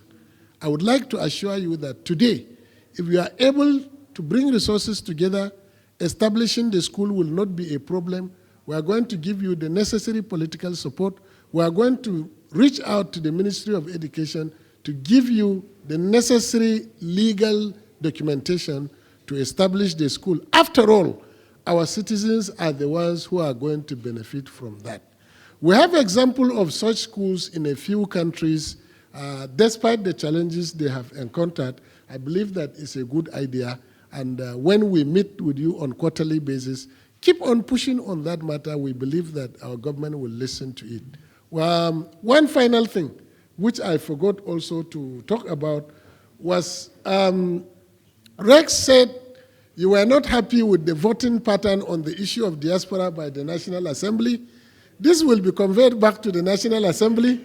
And I would like to reiterate that, as you stated clearly, government attaches great importance to the role of diaspora in our foreign policy. It has become a pillar, and everything we can do, we will do to make sure that the diasporan organization is strengthened to achieve its goal. You also talk about Nigeria's position in the General Assembly with respect to this issue.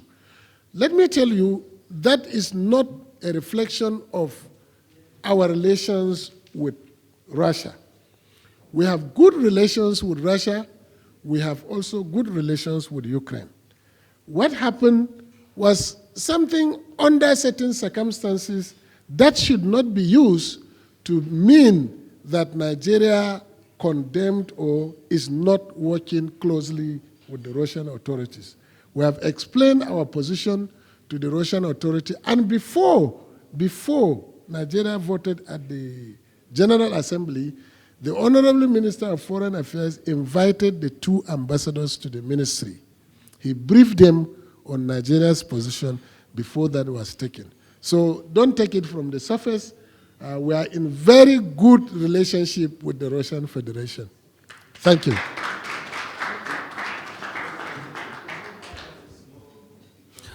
Before the picture comes up, please, I would like to welcome our chairman, the chairman of NIDO Russia, Honorable Edimor Samson, OM.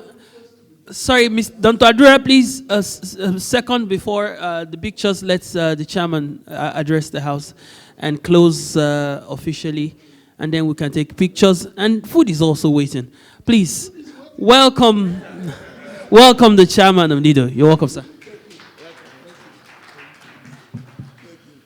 I want to thank you all, and especially those who had contributed for this evening's event to be successful. How do they call you? Wale Mout? Thank you. And I want to thank the pool of journalists that had patiently stayed with us online to cover this event. Thank you very much. But before we go, we have this. But it will not go around because I can see that we have a lot of people here, so it may not be enough to go around, but I think that at some point we will be able to share, and that's with each other, and read what our ambassador has written here. I have not read it. I'm very curious to read it myself. Yeah.